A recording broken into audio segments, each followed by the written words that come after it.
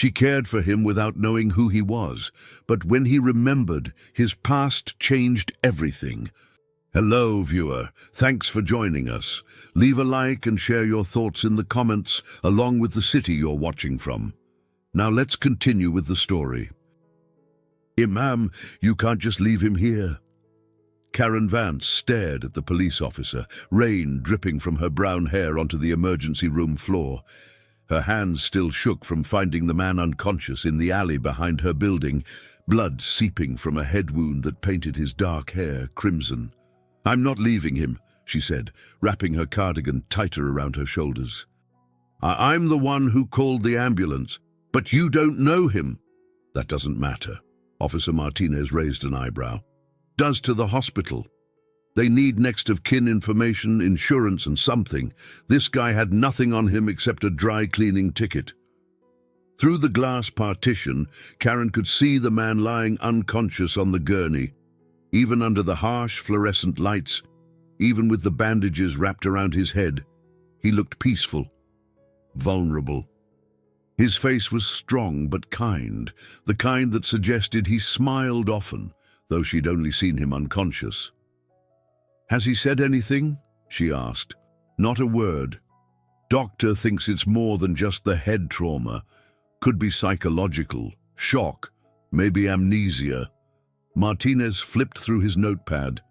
Found him around 11:30, you said. I was coming home from work. Karen's voice caught. She'd been working late again, avoiding her empty apartment, when the storm hit. I heard something in the alley. Thought it was a cat. Lucky for him, you were curious.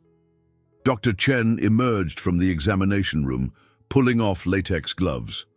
She was a small woman with kind eyes behind wire-rimmed glasses, the kind of doctor who actually listened. How is he? Karen asked. Stable. The head injury isn't life-threatening, but there are signs of significant memory loss. He's conscious now, but confused. Can't tell us his name, where he lives, nothing.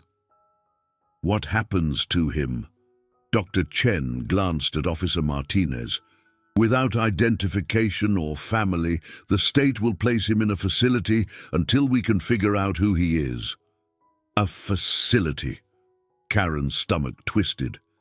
She'd seen those places during her research at the Historical Society. Uncold, institutional, nothing like the safe space someone with no memories would need. It's procedure, Martinez said gently. Social services will take over in the morning. Can I see him? Dr. Chen hesitated. You're not family. I'm the only person he's met since he lost his memory. That has to count for something. After a moment, Dr. Chen nodded toward the room. 5 minutes.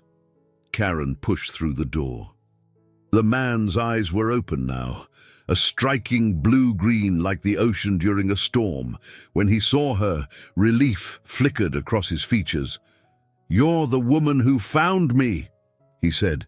His voice was deeper than she'd expected, with the faintest hint of an accent she couldn't place. How do you feel? Like I'm floating. Nothing feels real. He struggled to sit up. They said I don't remember anything, but that's not entirely true. Karen moved closer. What do you remember? Your voice. When you found me, you said everything would be okay. I remember believing you. The simple statement hit her harder than it should have. She studied his face, searching for some sign of recognition, some hint of who he might be, but there was only kindness and confusion. The police officer said you had a dry cleaning ticket, she said. He reached into the plastic bag containing his belongings and pulled out a crumpled piece of paper. J. Croft. That's all it says. So your name might be something starting with J. Maybe. Or maybe I just borrowed someone's jacket. He managed a weak smile. Not much to build a life on. It's a start. Dr. Chen knocked and entered. I'm sorry, but visiting hours are over. Mr. She paused, looking at the nameless man. Leo, Karen said suddenly. Both the doctor and the man looked at her. You remind me of someone I used to know named Leo, The man considered this. "Leo, I like it. It feels possible." "Mr. Leo, then," Dr. Chen said, "you need rest. The social worker will be here in the morning to discuss your options." As Karen turned to leave, Leo called out, "Will you come back?" She paused at the door. Every instinct told her to walk away, to return to her safe, predictable life. She'd perfected the art of caring from a distance, helping people through historical research rather than direct involvement. But something in his voice, in the way he'd said her reassurance was the only thing he remembered, made her turn around. "Yes," she heard herself say, "I'll come back." Walking through the hospital corridors toward the exit, Karen realized she'd just made a promise she wasn't sure she could keep. But for the first time in years, the prospect of tomorrow felt different. Uncertain, yes, but no longer empty. Outside, the storm had passed, leaving the Savannah streets clean and glistening under the streetlights. Karen arrived at Savannah Memorial at 8:15 with coffee and a breakfast sandwich she'd picked up from the Collins Quarter. She'd barely slept, her mind cycling through images of Leo's confused eyes and the cold reality of state facilities. The social worker was already there when she entered Leo's room, a tired-looking woman in her 50s with a clipboard and the expression of someone who'd seen too much. "Ms. Patterson," the woman introduced herself. "I understand you're the one who found our John Doe. His name is Leo," Karen said, surprised by the firmness in her own voice. "That's what he told me, though legally, without proper identification, he remains unnamed." "Ms. Patterson consulted her notes. "The state facility in Atlanta has an opening. It's not ideal, but it's what we have available." Leo sat quietly on the bed's edge, dressed in hospital scrubs that made him look younger than his apparent 40 years. "How long would I be there?" "Until we determine your identity or you recover your memory. Could be weeks, could be years." The casual way she said years made Karen's chest tighten. She could picture him in some sterile institutional setting, his gentle nature slowly wearing away under fluorescent lights and institutional routines. "What about private care?" Karen asked. Ms. Patterson looked surprised. "Are you offering?" The question hung in the air. Karen stared at Leo, who was watching her with something that might have been hope. She thought about her apartment with its extra bedroom that served as storage for her research materials. She thought about her orderly life, her careful routines, and how introducing a man with no memory would shatter all of it.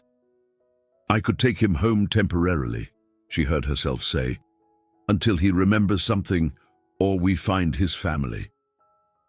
"Ms. Vance," Dr. Chen interrupted from the doorway, "that's incredibly generous. But caring for someone with amnesia isn't simple. There could be psychological complications, behavioral issues. We don't know anything about his past, which is exactly why he shouldn't be warehoused in some facility," Karen replied. Leo stood up slowly. "I don't want to be a burden. If the state place is what's available." "You'd hate it there," Karen said quickly. You seem like someone who needs space to think, to figure things out, not institutional schedules and group therapy sessions with strangers." Ms. Patterson was already shaking her head. "There are procedures, background checks, home evaluations. This isn't like taking in a stray cat." "How long would all that take?" "Minimum 2 weeks, probably longer." Karen looked at Leo again. 2 weeks in the system could break something in him that might never heal.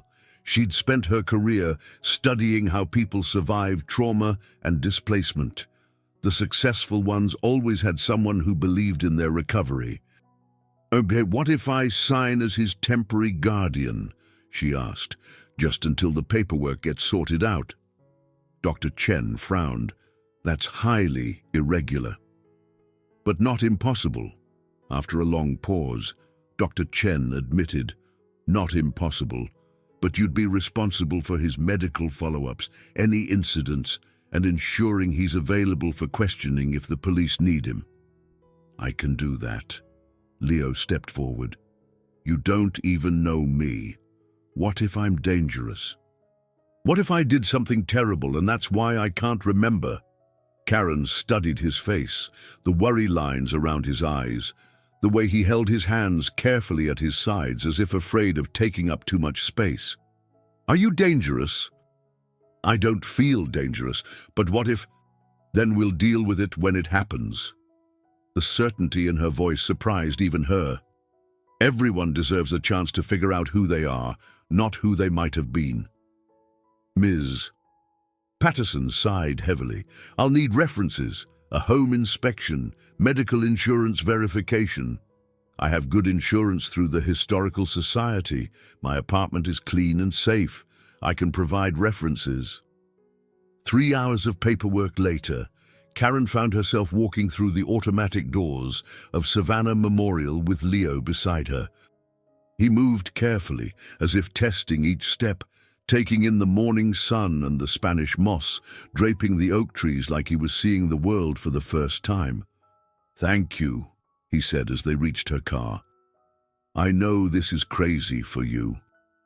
Karen unlocked the passenger door. It is crazy.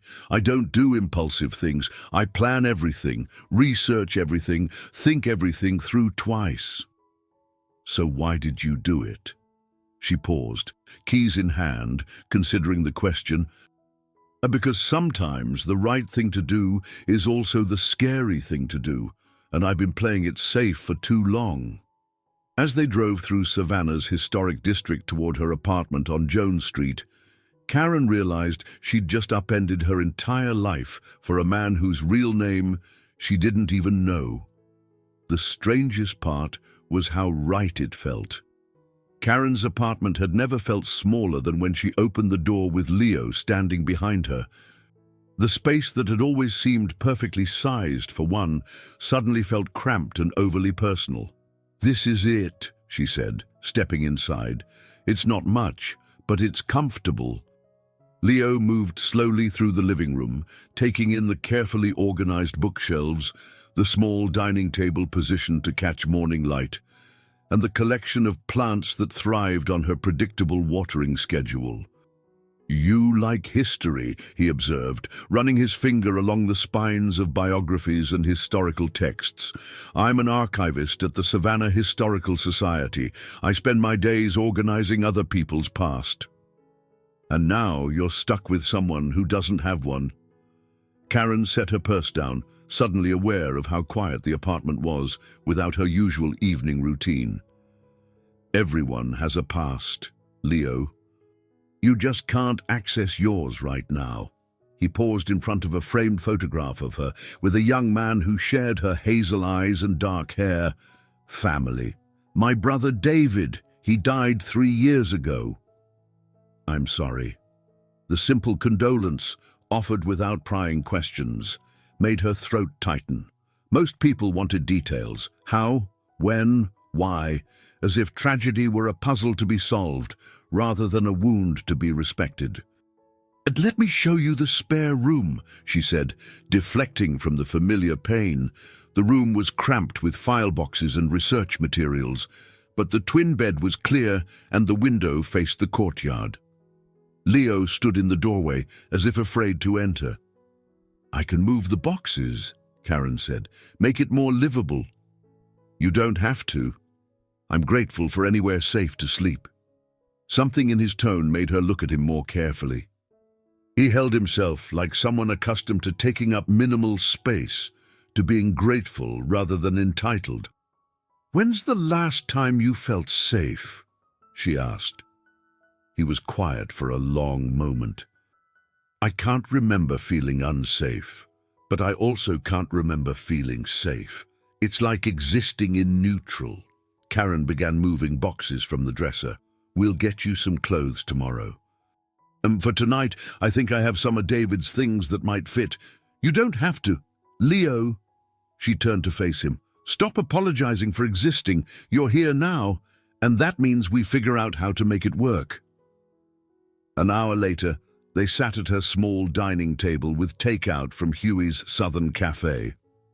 Leo had changed into one of David's old button-down shirts and a pair of jeans that were close enough to his size. Watching him wear her brother's clothes should have been painful, but instead it felt oddly comforting, as if David's things were being useful again. "Tell me about your work," Leo said, picking at his fried green tomatoes. "I catalogue and preserve documents, letters, diaries, photographs. I help people research their family histories, sometimes assist with legal cases involving property disputes or inheritance claims." "So you piece together stories from fragments." "Exactly." "Think you could piece together mine?" Karen had been wondering the same thing since she'd signed the temporary guardianship papers. "We could try, starting with that dry cleaning ticket." Leo pulled the crumpled paper from his pocket. "J. Croft. That's it. It's more than nothing. Tomorrow I can start checking records, missing persons reports, local newspapers, hospital admissions. Someone, somewhere, is probably looking for you." The thought seemed to both reassure and worry him. What if they're not? What if I disappeared on purpose? Then we'll figure out why.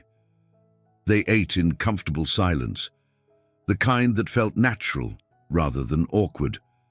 Outside, evening settled over Jones Street with the soft sounds of tourists returning from dinner and locals walking their dogs. "Karen," Leo said finally, "why did you really bring me here? The truth." She considered lying, offering some sanitized version about civic duty or Christian charity. Instead, she found herself being honest. "Because when I found you, you looked the way I felt after David died. Lost. Like you'd been dropped into a world that didn't make sense anymore." She met his eyes. "I know what it's like to feel like you don't belong in your own life." Leo nodded slowly. "And you thought maybe we could figure it out together." "Something like that." Later, as she listened to him moving quietly in the spare room, Karen realized she'd just admitted something to a stranger that she'd never told anyone else. For 3 years, she'd been sleepwalking through her own existence, and somehow this man with no memory had made her feel awake again. The irony wasn't lost on her. She'd brought him home to help him find himself. But maybe she was the one who needed finding. Karen woke to the smell of coffee and the sound of someone moving carefully in her kitchen. For a moment, disorientation clouded her thoughts. She lived alone, had lived alone for years, before she remembered. Leo stood at her counter, dressed in yesterday's borrowed clothes, pouring coffee into 2 mugs. He'd found her good cups, not the chipped ones she usually used. "I hope you don't mind," he said, noticing her in the doorway. "I've been awake since 5. Felt wrong to just lie there." "You made coffee?" "Muscle memory, I think. My hands knew what to do, even though my brain doesn't remember learning." Karen accepted the mug he offered. The coffee was perfect, stronger than she usually made it, but exactly the way she preferred it, without realizing she preferred it that way. "What else do your hands remember?" she asked. Leo held up his palms, studying them as if they belonged to someone else. "They're soft but have calluses in strange places, not from manual labor but from something specific. And this," he touched a thin scar on his left index finger, "feels old, like from childhood. We should write these things down, create a record of what you remember, even if it's just physical." "You think like an archivist." "I think like someone who's seen how details get lost when people don't document them." An hour later, they sat at her dining table with a yellow legal pad between them. Karen had divided the page into categories: physical characteristics, possible skills, fragments of memory, and questions to investigate. "The scar," Leo said, watching her write. "I touched it this morning and had a flash of something. A woman's voice saying, 'Be more careful, Julian.'" Karen's pen stopped. "Julian? Maybe." It felt familiar, not like a stranger's name. So, J. Croft could be Julian Croft. Could be. Leo leaned back in his chair. Julian feels more right than Leo, actually. A small pang of disappointment hit Karen. She'd named him Leo, and somehow that felt like losing a small piece of the man she'd rescued. We should call you Julian, then. No. He reached across the table and touched her hand briefly. Leo works for now. Leo is who I am with you.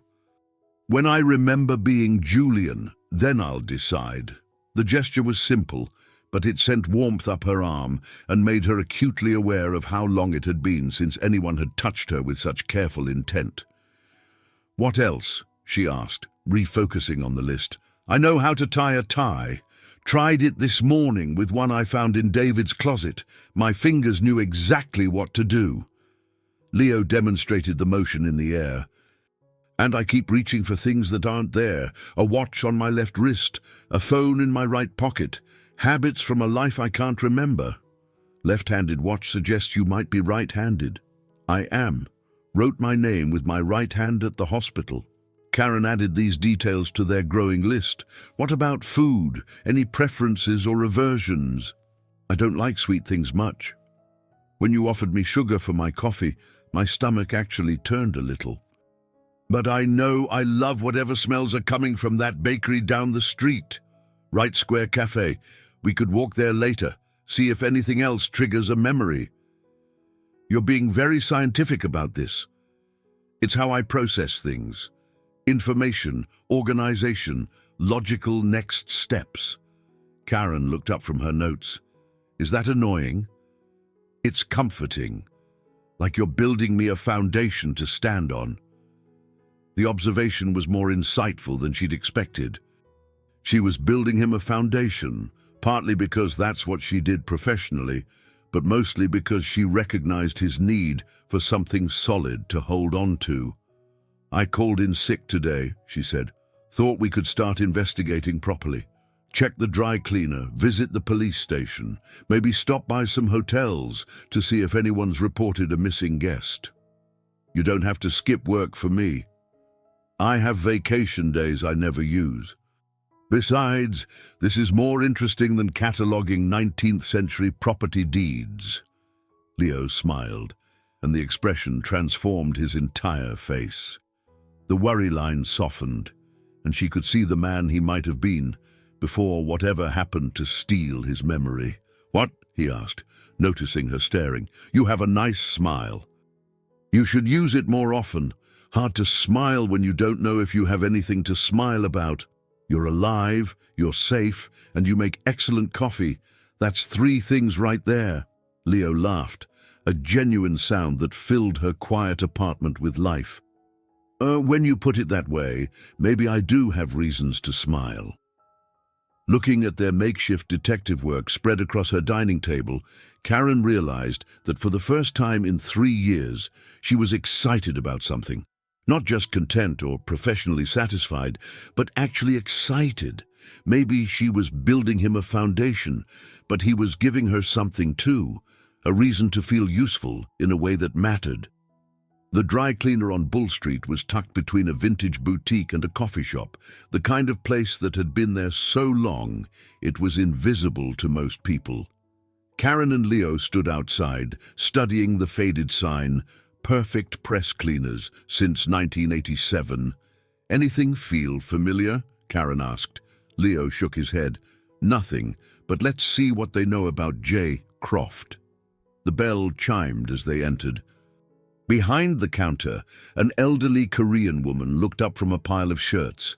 Her face brightened when she saw Leo. You came back, she said.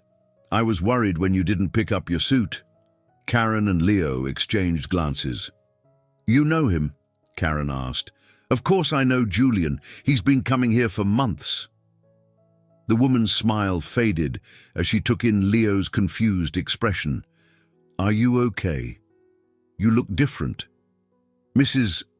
Leo prompted gently. Kim. Mrs. Kim. Julian. What's wrong? You always remember my name. Leo's face went pale. I was in an accident. I don't remember much of anything right now." Mrs. Kim's hand flew to her mouth. "Oh no, that explains why you didn't come for your suit. I kept it for you." She disappeared into the back and returned with a garment bag. "Dry cleaning only, you always said." Very particular about this suit. Karen unzipped the bag to reveal an expensive-looking charcoal grey suit with subtle pinstripes.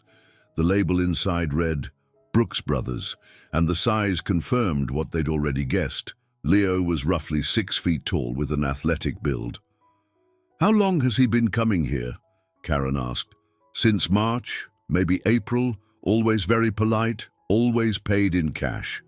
Sometimes he looked tired, stressed. I worried about him working too hard." "Did he ever mention where he worked?" Leo asked. Mrs. Kim thought for a moment. "Downtown somewhere, something important. He always wore nice ties, expensive shoes, and once he came in with ink on his fingers. I asked if he was a writer, and he laughed and said something about dealing with too many signatures." Outside the dry cleaner, Leo sat heavily on a bench in Wright Square. "Months," he said. "I've been in Savannah for months, and I don't remember any of it. But it's something," Karen said, sitting beside him. "You had a routine here, a life, even if it was temporary." "What kind of life requires expensive suits and cash payments for dry cleaning?" The question hung between them. Karen could think of several possibilities, not all of them reassuring. "Let's focus on what we know," she said. You're well-dressed, particular about your appearance, likely work in an office downtown, and you've been here since spring. That's more than we had this morning." Leo fingered the fabric of the suit. "This is a $2,000 suit, Karen. I know that without knowing how I know it.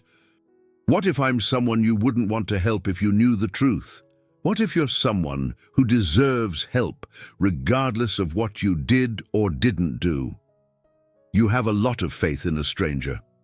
I have faith in the person who's been staying in my apartment, the one who makes perfect coffee and asked permission before touching anything. The one who worries more about being a burden than about his own situation."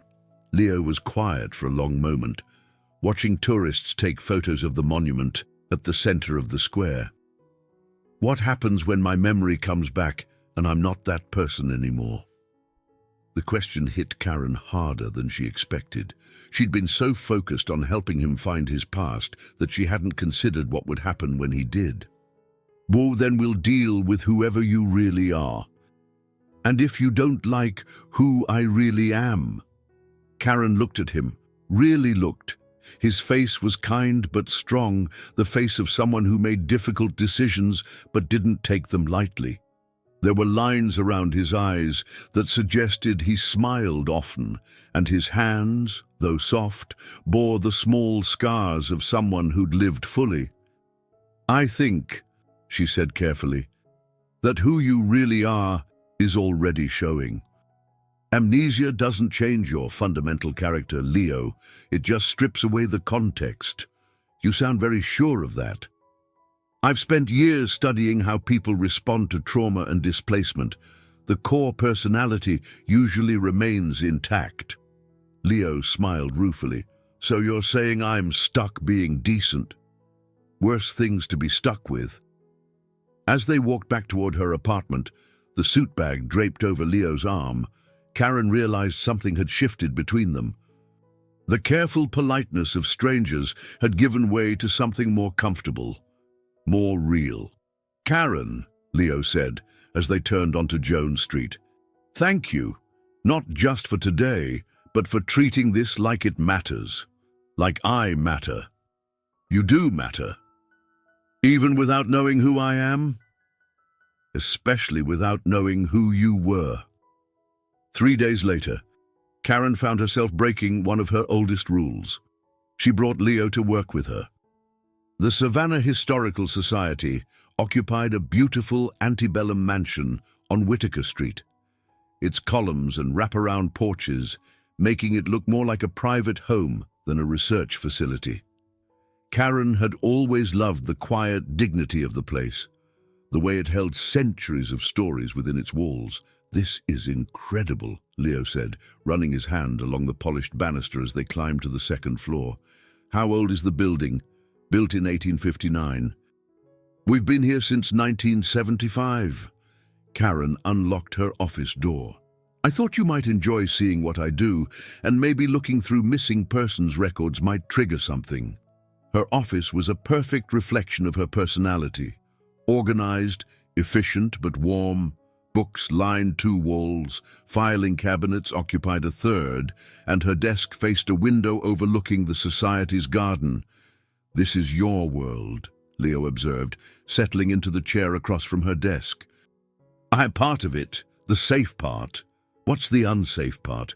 Karen powered up her computer, suddenly aware of how revealing the question was. "Everything else, I suppose. Relationships, spontaneous decisions, letting people matter too much. Like bringing strange men home from hospitals." "Exactly like that." Leo leaned forward. "Do you regret it?" The question was simple, but Karen found herself really considering it.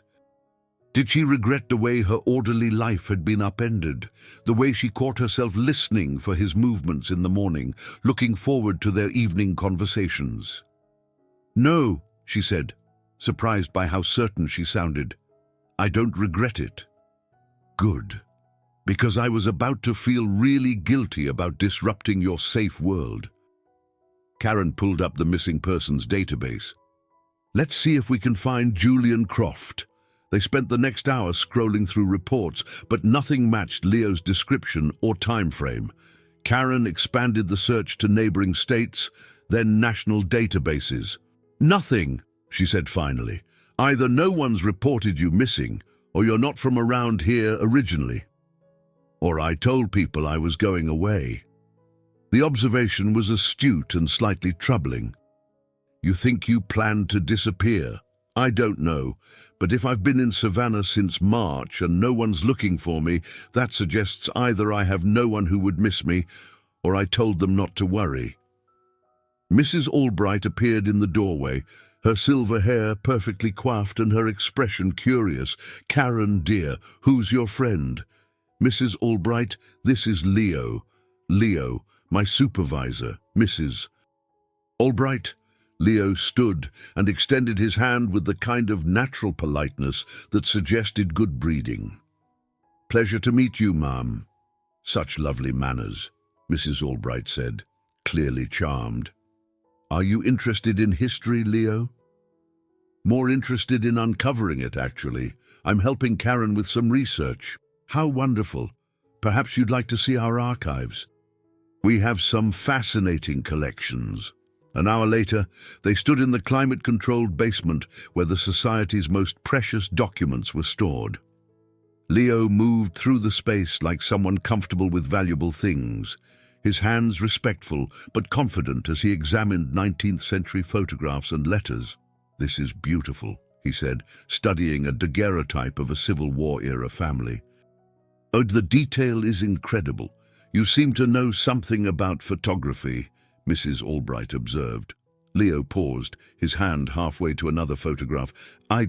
Yes, I think I do. The composition, the lighting techniques, it's familiar." "Professional knowledge?" Karen asked. "Maybe, or maybe just personal interest." Leo's voice carried frustration. "It's like trying to remember a dream. I know these things, but I can't access why or how." Mrs. Albright patted his arm kindly. "Memory is a strange thing, dear. Sometimes the harder we try to force it, the more elusive it becomes." "You sound like you speak from experience." "My late husband had early-stage dementia before he passed. He used to say that forgetting wasn't about losing information, it was about losing the connections between pieces of information. Perhaps your connections will rebuild themselves given time." Walking back to Karen's office, Leo was quiet and thoughtful. "What are you thinking?" she asked. "That maybe forgetting isn't entirely bad. I can't remember pain or disappointment or mistakes, I can't remember being hurt or hurting someone else. There's something freeing about starting fresh. But you also can't remember joy, love, accomplishments, all the good things that made you who you are. Maybe who I was isn't who I'm supposed to be going forward. Karen stopped walking. What do you mean? Maybe this happened for a reason. Maybe I needed to lose everything to find something better. Looking at him in the soft afternoon light, filtering through the mansion's tall windows, Karen realized she understood exactly what he meant. Wasn't that what had happened to her? In a way. Losing David had stripped away her certainty about the future, but finding Leo was rebuilding something new. 2 weeks into their arrangement, Karen and Leo had developed routines that felt surprisingly natural. He woke early and made coffee. She organized their daily investigations over breakfast. Evenings were spent cooking together and sharing stories, hers from memory, his from the fragments that surfaced each day. I think I used to travel a lot, Leo said, chopping vegetables for their stir-fry. His knife work was efficient, professional. My hands know how to pack a suitcase in a specific way, how to fit a week's worth of clothes into a carry-on. Business travel? Must be, and I keep reaching for flight status apps on phones that aren't there. Karen added their latest discovery to the notebook they'd started keeping. The list had grown to 3 pages. Julian Cross, expensive suits, comfortable with valuable objects, possible photography knowledge, frequent traveler, prefers cash transactions, dislikes sweet foods, natural leadership qualities. We're building a profile, she said, piece by piece. Like archaeological reconstruction, building a person from pottery shards and tools. The metaphor was apt and slightly unsettling. Karen had spent her career reconstructing the past from fragments, but she'd never tried to rebuild a living person's identity. Can I ask you something? Leo said, setting down his knife. Of course. Why haven't you ever been married? The question caught her off guard. Who says I haven't? No pictures of a wedding, no ring marks on your finger, and you live like someone who's never had to accommodate another person's preferences. His observation was uncomfortably accurate. I was engaged once, right after college. What happened? Karen busied herself with seasoning the rice. David was diagnosed with leukemia. I spent 2 years taking care of him, going to treatments, essentially putting my life on hold. Michael, my fiancé, said he understood, but eventually he got tired of competing with my family obligations. He left. He gave me an ultimatum. David or him. She turned to face Leo. Not exactly a difficult choice. And after David died, I realized I was better at loving people from a distance. Safer for everyone involved. Leo moved closer, close enough that she could smell his aftershave, something expensive that must have been a habit from his forgotten life. You don't strike me as someone who plays it safe. You didn't know me before. I know you now. And the woman who brought a stranger home from the hospital, who's spending her vacation days playing detective, who cooks for someone she's known for 2 weeks, that's not someone who plays it safe. Karen felt heat rise in her cheeks. Maybe you bring out a different side of me. Good, because the careful, distant version sounds lonely? The moment stretched between them, charged with possibilities. Karen was acutely aware of how close he was standing, how easy it would be to close the space between them, but then the timer for the rice chimed, and the spell broke. So what about you? She asked, busying herself with serving their dinner. Do you think you were married in your previous life? Leo considered the question. I don't think so. I don't have a tan line from a wedding ring, and I don't feel attached, I guess. When I try to imagine someone missing me, worrying about me, I come up empty. That's sad. Or freeing. Maybe I was someone who didn't let people get close either. They ate in comfortable silence. the evening light casting long shadows across her small dining room. Outside, the sounds of Savannah's evening routine drifted through the windows, tourists heading to dinner, locals walking dogs, the distant music from the bars on River Street. "I have a confession," Leo said as they cleared the dishes. "Oh, I've been reading your books, the ones in the living room." "Which ones?" "The biography of Eleanor Roosevelt. She fascinates me," Karen smiled. "Why?" "She reinvented herself multiple times throughout her life, started as a shy, insecure young woman and became one of the most powerful advocates for human rights in history. She proved that who you start as doesn't determine who you end up being. You think there's hope for you yet? I think there's hope for both of us." The comment was casual, but it carried weight. Both of us. As if they were a unit now, facing uncertainty together rather than as individuals navigating separate challenges. Later, as Karen worked on organizing files for tomorrow's research session, she found herself listening to Leo moving around the apartment. He'd established his own evening routine, reading, light exercises he seemed to remember from some previous fitness regimen, and always checking that the door was locked before going to bed. The domestic familiarity should have felt intrusive. Instead, it felt like coming home to a life she hadn't known she wanted. When her phone rang at nearly 10 o'clock, she almost didn't answer. The caller ID showed a number she didn't recognize. "Hello?" "Karen Vance. This is Detective Morrison with Savannah Police. We may have some information about your house guest." Karen's hands shook as she hung up the phone.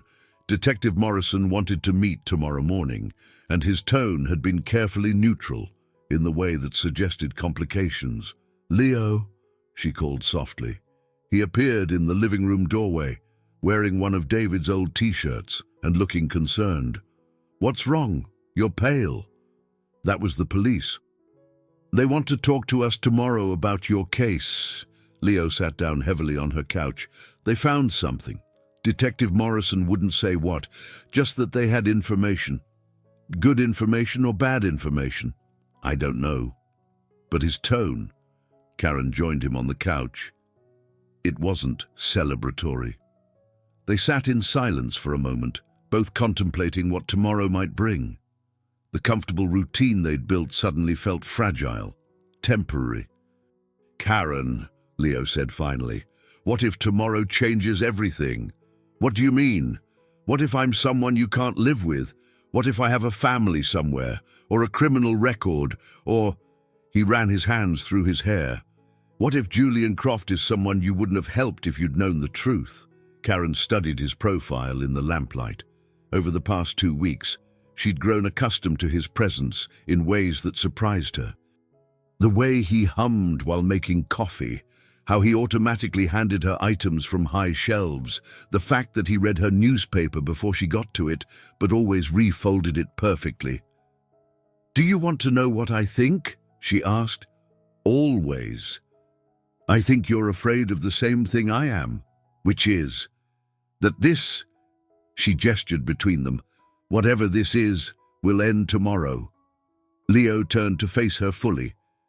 "And what is this, exactly?" The question hung in the air between them. Karen could give him the safe answer: friendship, temporary companionship, civic duty. Or she could tell him the truth that had been growing inside her chest for days. "I think you know," she said quietly. "I want to hear you say it. I care about you. More than I should, more than is smart, more than I've cared about anyone since David died." The admission left her feeling exposed but oddly relieved. "And that terrifies me." Leo reached over and took her hand. His was warm, calloused in those mysterious places that spoke of a life she didn't know. "It terrifies me too, because you might remember someone else. Because I might not. Because maybe this feeling, this connection, maybe it's only possible because I don't remember who I was. What if Julian Croft was someone incapable of this kind of intimacy?" Karen interlaced their fingers. "What if he wasn't? What if losing your memory just stripped away whatever walls you'd built, and this is who you really are underneath? That's very optimistic. I'm not usually optimistic. Another way I've changed you. Another way we've changed each other. Leo leaned closer, and Karen could see the flecks of gold in his blue-green eyes. Can I tell you something that might sound crazy? Everything about this situation is crazy. I'm grateful it happened. Whatever brought me to that alley, whatever took my memory, I'm grateful because it led me to you. Leo, I know it's selfish. I know there are probably people somewhere who are worried about me, who deserve to know I'm alive. But these 2 weeks with you have felt more real than anything my body remembers from before. Karen's heart hammered against her ribs. What are you saying? I'm saying that tomorrow, no matter what we find out, I want you to know that this version of me, the one sitting in your living room right now, is completely and utterly falling for you. The declaration should have sent her running, should have triggered every self-protective instinct she'd carefully cultivated. Instead, it felt like coming home. Leo, she whispered, I know it's complicated. I know it's probably temporary. But I needed you to know. Karen looked at their joined hands, at this man who'd appeared in her life like a question mark, made flesh. What if tomorrow changes everything? Then we'll have had tonight. Is that enough? It has to be. Leo lifted their joined hands and pressed a soft kiss to her knuckles. The gesture was gentle, respectful, but it sent heat shooting up her arm and straight to her chest. Whatever Detective Morrison tells us tomorrow, Leo said, promise me you won't regret this, any of it. I can't promise that. Then promise me you'll try. Karen met his eyes, seeing hope and fear and something deeper that made her breath catch. I promise I'll try. Outside, Savannah settled into its late-night rhythm, unaware that 2 people were holding onto each other while their world prepared to shift on its axis. Detective Morrison was younger than Karen had expected, maybe 35, with tired eyes and the careful demeanor of someone who delivered difficult news regularly. They met in a conference room at the police station, the institutional fluorescent lighting making everyone look pale and anxious. Thank you for coming in, Morrison said, opening a thick file folder. I have to say, this case has taken some interesting turns. Leo sat beside Karen, his posture carefully controlled. What kind of turns? Well, for starters, Julian Croft isn't your real name. The words hit the room like a physical blow. Karen felt Leo stiffen beside her. I'm sorry, Leo said. The Julian Croft who owns the dry cleaning ticket lives in Charleston. We contacted him yesterday. He's been in Europe for the past month, visiting his daughter who's studying abroad. Morrison pulled out a photograph. This is the real Julian Croft. The photo showed a man in his 60s with silver hair and laugh lines. Nothing like Leo. So the ticket, Karen began, probably picked up the wrong claim slip or grabbed someone else's by mistake. It happens more often than you'd think. Leo leaned back in his chair. So we're back to square one? Not exactly. Morrison turned a page in his file. Your fingerprints came back. Karen's heart stopped. Fingerprints? Standard procedure for unidentified persons. We run them through several databases. Morrison's expression grew more serious. Your real name is Julian Cross. You're a federal prosecutor from Chicago. The silence that followed was deafening. Karen stared at Leo, at Julian, trying to reconcile this new information with the man who'd been making her coffee for 2 weeks. Federal prosecutor, Julian repeated slowly, specialized in organized crime cases. You've been working a major case against the Torino crime family for the past 18 months. Morrison pulled out another document. You disappeared 3 weeks ago. Just stopped showing up to work. Didn't answer your phone.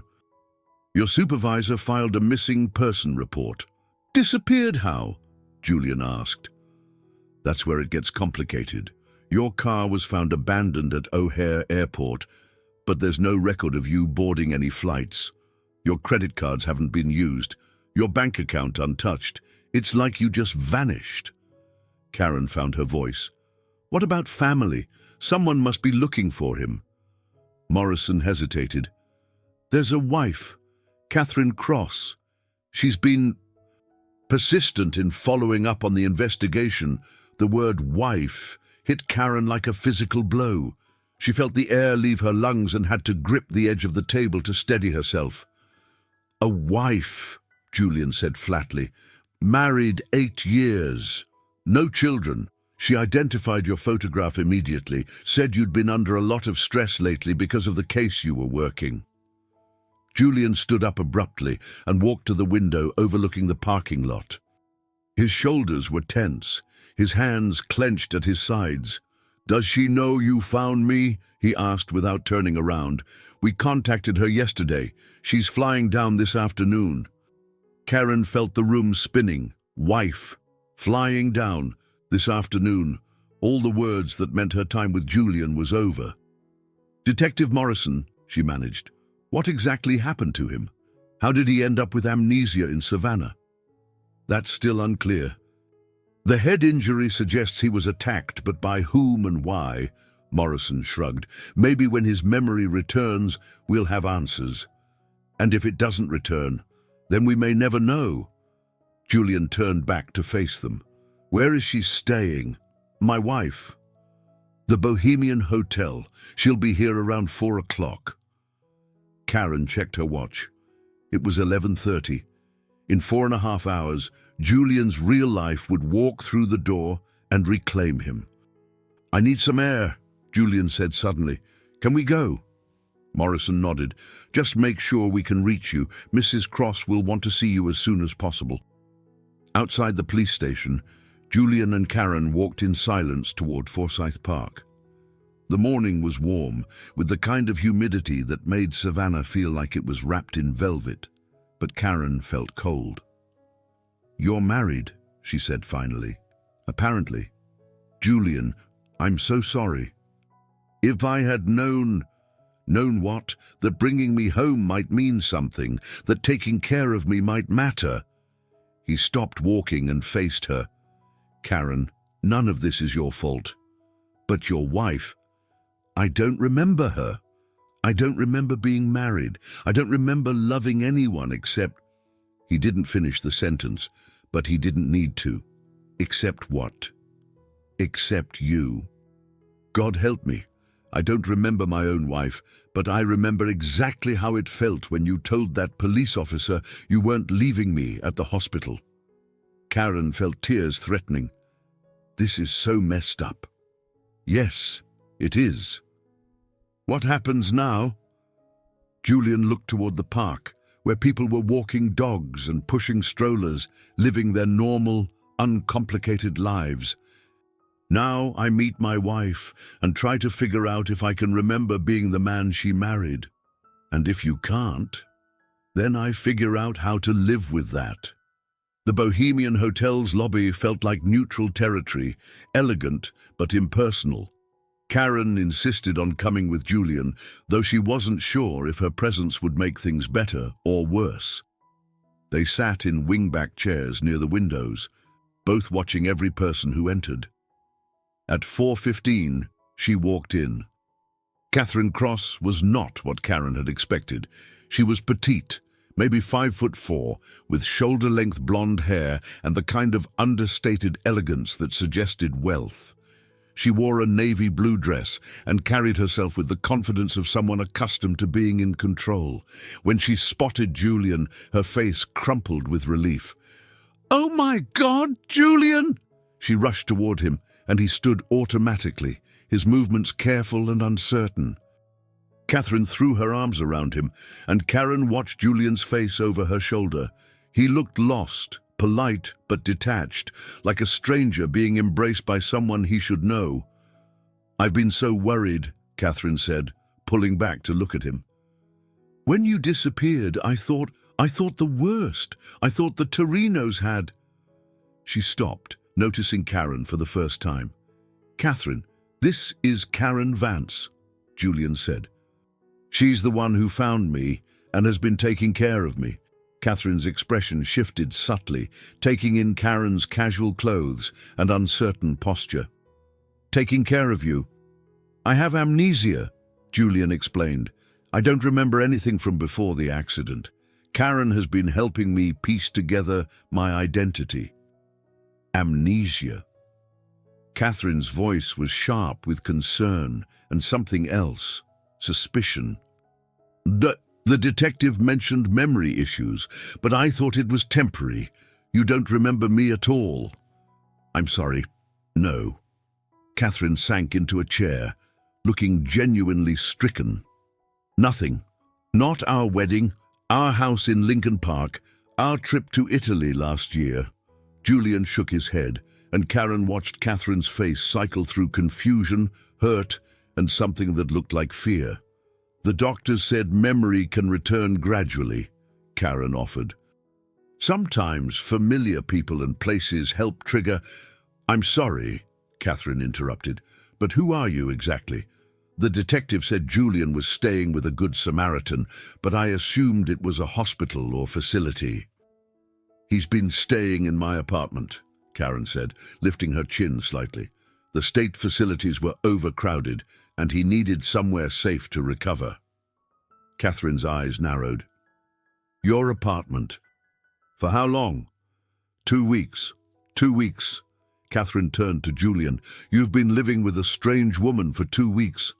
"She's not strange," Julian said quietly. "She saved my life." The simple defense sent a flutter through Karen's chest, even as she recognized how inappropriate her feelings were in this moment. "Julian, honey, I know you're confused, but you need to come home with me. You need proper medical care, familiar surroundings. Being around strangers isn't going to help your memory. Karen isn't a stranger. She is to me, and more importantly, she should be to you. Julian, you have a life in Chicago, a career, a home, friends who are worried sick about you. You can't just play house with some woman you met in a hospital." The words stung, partly because there was truth in them. Karen had been playing house, enjoying the domestic intimacy of their arrangement while knowing it was temporary. "Catherine," Julian said, his voice carefully controlled, "I understand this is difficult for you. It's difficult for me too, but Karen has been nothing but kind and helpful. Don't take your frustration out on her." Catherine looked between them, and Karen saw the moment recognition dawned in her eyes. "Oh my God," she said. "You're sleeping together." "We're not," Karen started. "Don't." Catherine held up a hand. "I can see it in how you look at each other. My husband disappears for 3 weeks, loses his memory, and the first thing he does is shack up with another woman." "It's not like that," Julian said. "Isn't it? You're living in her apartment, she's playing detective with your identity, and you're defending her to your own wife. How exactly is it not like that?" Karen stood up abruptly. "I should go." "No!" Julian caught her arm. "Oh, you don't have to leave." "Yes, I do." Karen looked at Catherine, seeing the pain beneath the anger. "She's your wife, Julian. This is between you and her. Karen, I'll be at home. When you've figured things out, you know where to find me."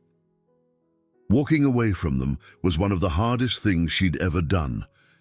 As she pushed through the hotel's revolving door, she could hear Catherine's voice behind her, already making plans to take Julian back to Chicago, back to his real life. On the street, Karen realized she was shaking. For 2 weeks, she'd been living in a bubble of possibility, allowing herself to imagine that maybe, just maybe, she'd found something real with Julian. Now reality had a name, a face, and a prior claim. Karen spent the evening rearranging her apartment, trying to erase the traces of Julian's presence. She folded David's clothes that he'd been wearing, packed away the extra coffee mug, and moved the dining table back to its original position against the wall. By 9 o'clock, the space looked exactly as it had 3 weeks ago, but it felt hollow. Her phone buzzed with a text from Julian. "Can we talk tomorrow? There are things I need to tell you." She stared at the message for 10 minutes before responding. Of course.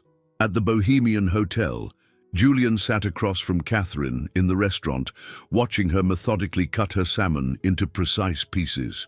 She'd always been particular about her food, he remembered suddenly, a flash of memory that felt both foreign and familiar. "You remembered something," Catherine said, noticing his expression. "The way you eat. You cut everything into small pieces before taking a single bite." Catherine's face lit up with hope. "What else? Do you remember our first date? I ordered the messiest thing on the menu just to see if you'd judge me for it." Julian concentrated, trying to pull more from the darkness. "No, just the cutting thing." Catherine's smile faded. "The doctor I spoke with in Chicago said familiar environments and people would help trigger memories. Being here with her isn't helping you. Catherine, about Karen. I don't want to hear about Karen." Catherine set down her fork. "Julian, I know you think you have feelings for this woman, but you have to understand, you're not yourself. The man I married would never have moved in with a stranger, would never have—" She paused, struggling with the words. "Would never have what? Would never have looked at another woman the way you looked at her today." Julian leaned back in his chair. "What kind of man did you marry?" "A careful one, methodical. Someone who thought through every decision twice before acting. You were brilliant in court because you never let emotion cloud your judgment." That doesn't sound like someone who would spontaneously disappear. Catherine was quiet for a long moment. "Gosh, you'd been different the last few months. Stressed about the case and paranoid. You thought someone was following you, that your phone was tapped.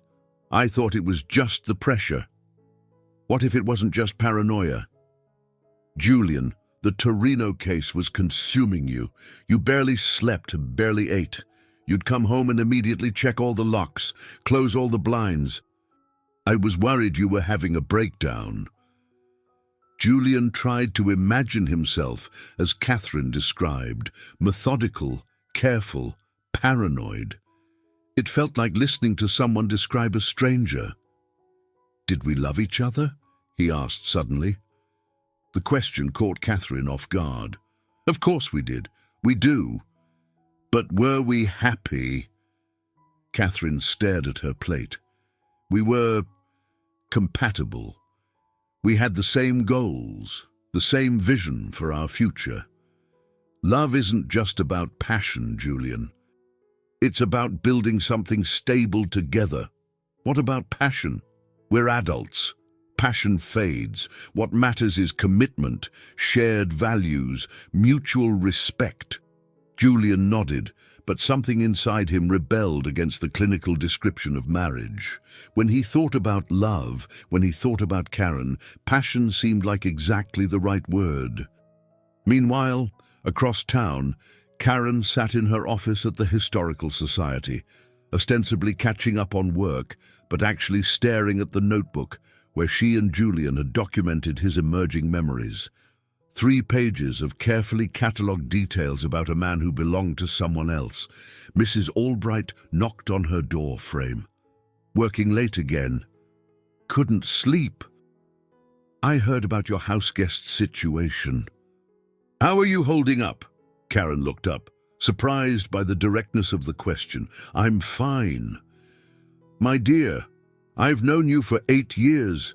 You're many things, but fine isn't one of them right now." His wife came to take him home, which is what should happen. He has a life in Chicago, important work, people who depend on him. And what about you? What about me? Mrs. Albright entered the office and closed the door. "Karen, in all the years you've worked here, I've never seen you as engaged with anything as you were with helping that young man. You were different with him, lighter, more present. It was temporary. We both knew that." "Did you?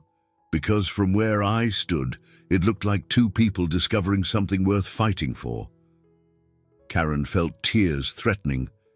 He doesn't remember being married, Mrs. Albright, but he is married. To a woman who loves him and has been worried sick about him. I can't compete with that, and I shouldn't want to. Can't compete or won't. Is there a difference? All the difference in the world, dear. One is about circumstances, the other is about choice. Karen closed the notebook, unable to look at Julian's handwriting anymore. It doesn't matter. He's going back to Chicago with his wife, and I'm going back to my quiet life. It's better this way. For whom? The question hung in the air long after Mrs. Albright left, echoing in the silence of Karen's office and the chambers of her carefully guarded heart. Julian stood outside Karen's apartment building the next morning, holding 2 cups of coffee from the Collins Quarter and trying to find the courage to go upstairs.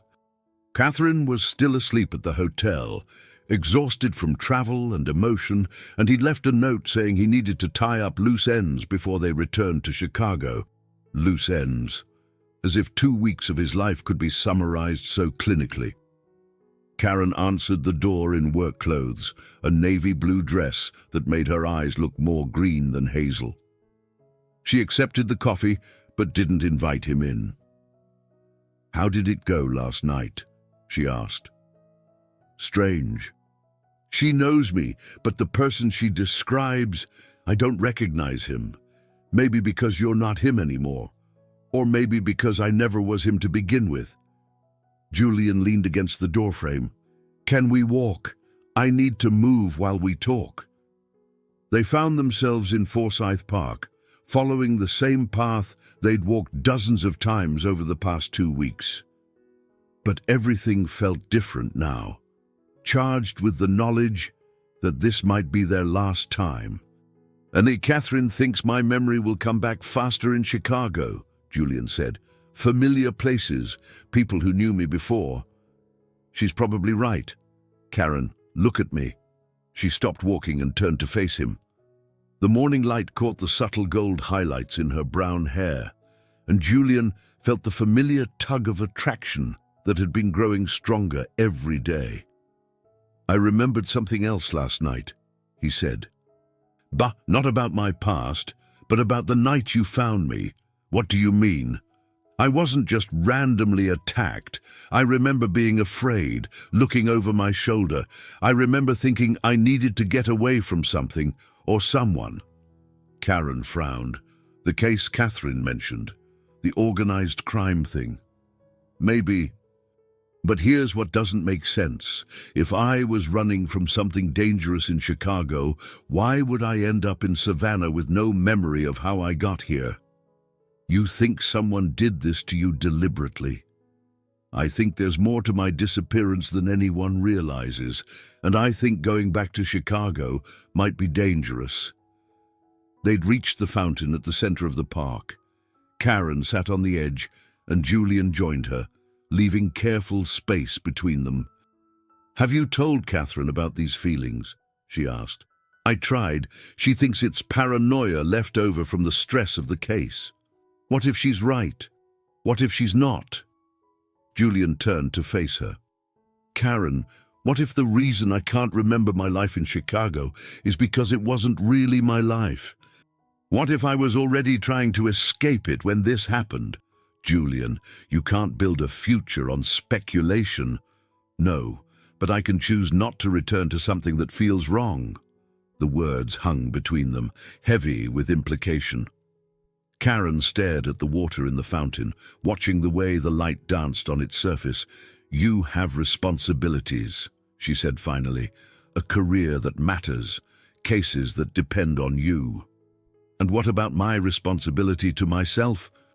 To figure out who I really am instead of just accepting who I was." "You're making this more complicated than it has to be." "Am I? Or are you making it simpler than it actually is?" Karen stood up abruptly. "Julian, stop, just stop." "Stop what?" Stop trying to make this into something it isn't. You have amnesia. You're confused and disoriented. And yes, maybe you've developed feelings for me because I represent safety and stability during a traumatic time. But that doesn't mean you should abandon your real life. What if you are my real life? The words hit Karen like a physical blow. She turned to face him, and he could see tears threatening in her eyes. Don't say things like that. Why not? If they're true. Because they're not true. They can't be true. You have a wife who loves you, Julian. A wife who's been worried sick, who flew across the country to bring you home. You can't just pretend she doesn't exist because you've developed feelings for someone else. And you can't just pretend what we have doesn't matter. What we have is temporary. It's been temporary from the beginning.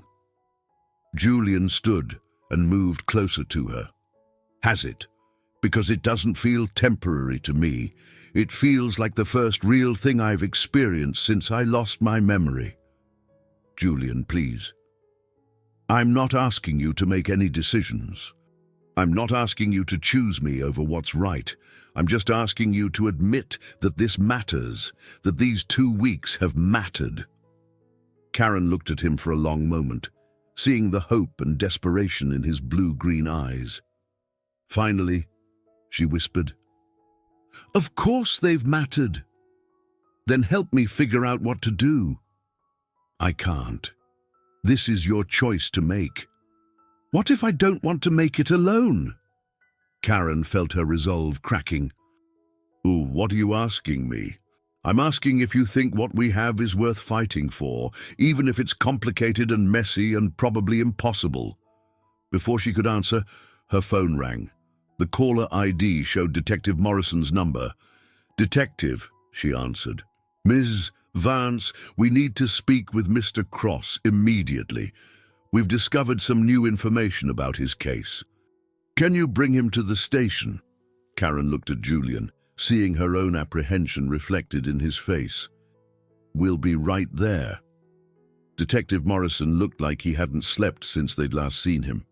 His desk was covered with files, photographs, and what appeared to be surveillance equipment.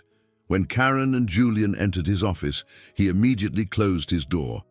"Mr. Cross, I need to ask you some questions, and I need you to be completely honest with me." "Of course." "Do you remember anything about why you might have come to Savannah? Any connection to this city?" Julian shook his head. "Nothing specific. Though I've been having fragments of memories about being afraid, looking over my shoulder." Morrison pulled out a photograph. "Do you recognize this man?" The photo showed a heavy-set man in his 50s with dark hair and cold eyes. Julian stared at it, feeling something stir in the back of his mind, not recognition exactly, but unease. Maybe.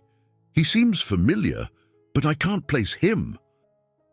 "That's Vincent Torino, the head of the crime family you were prosecuting in Chicago."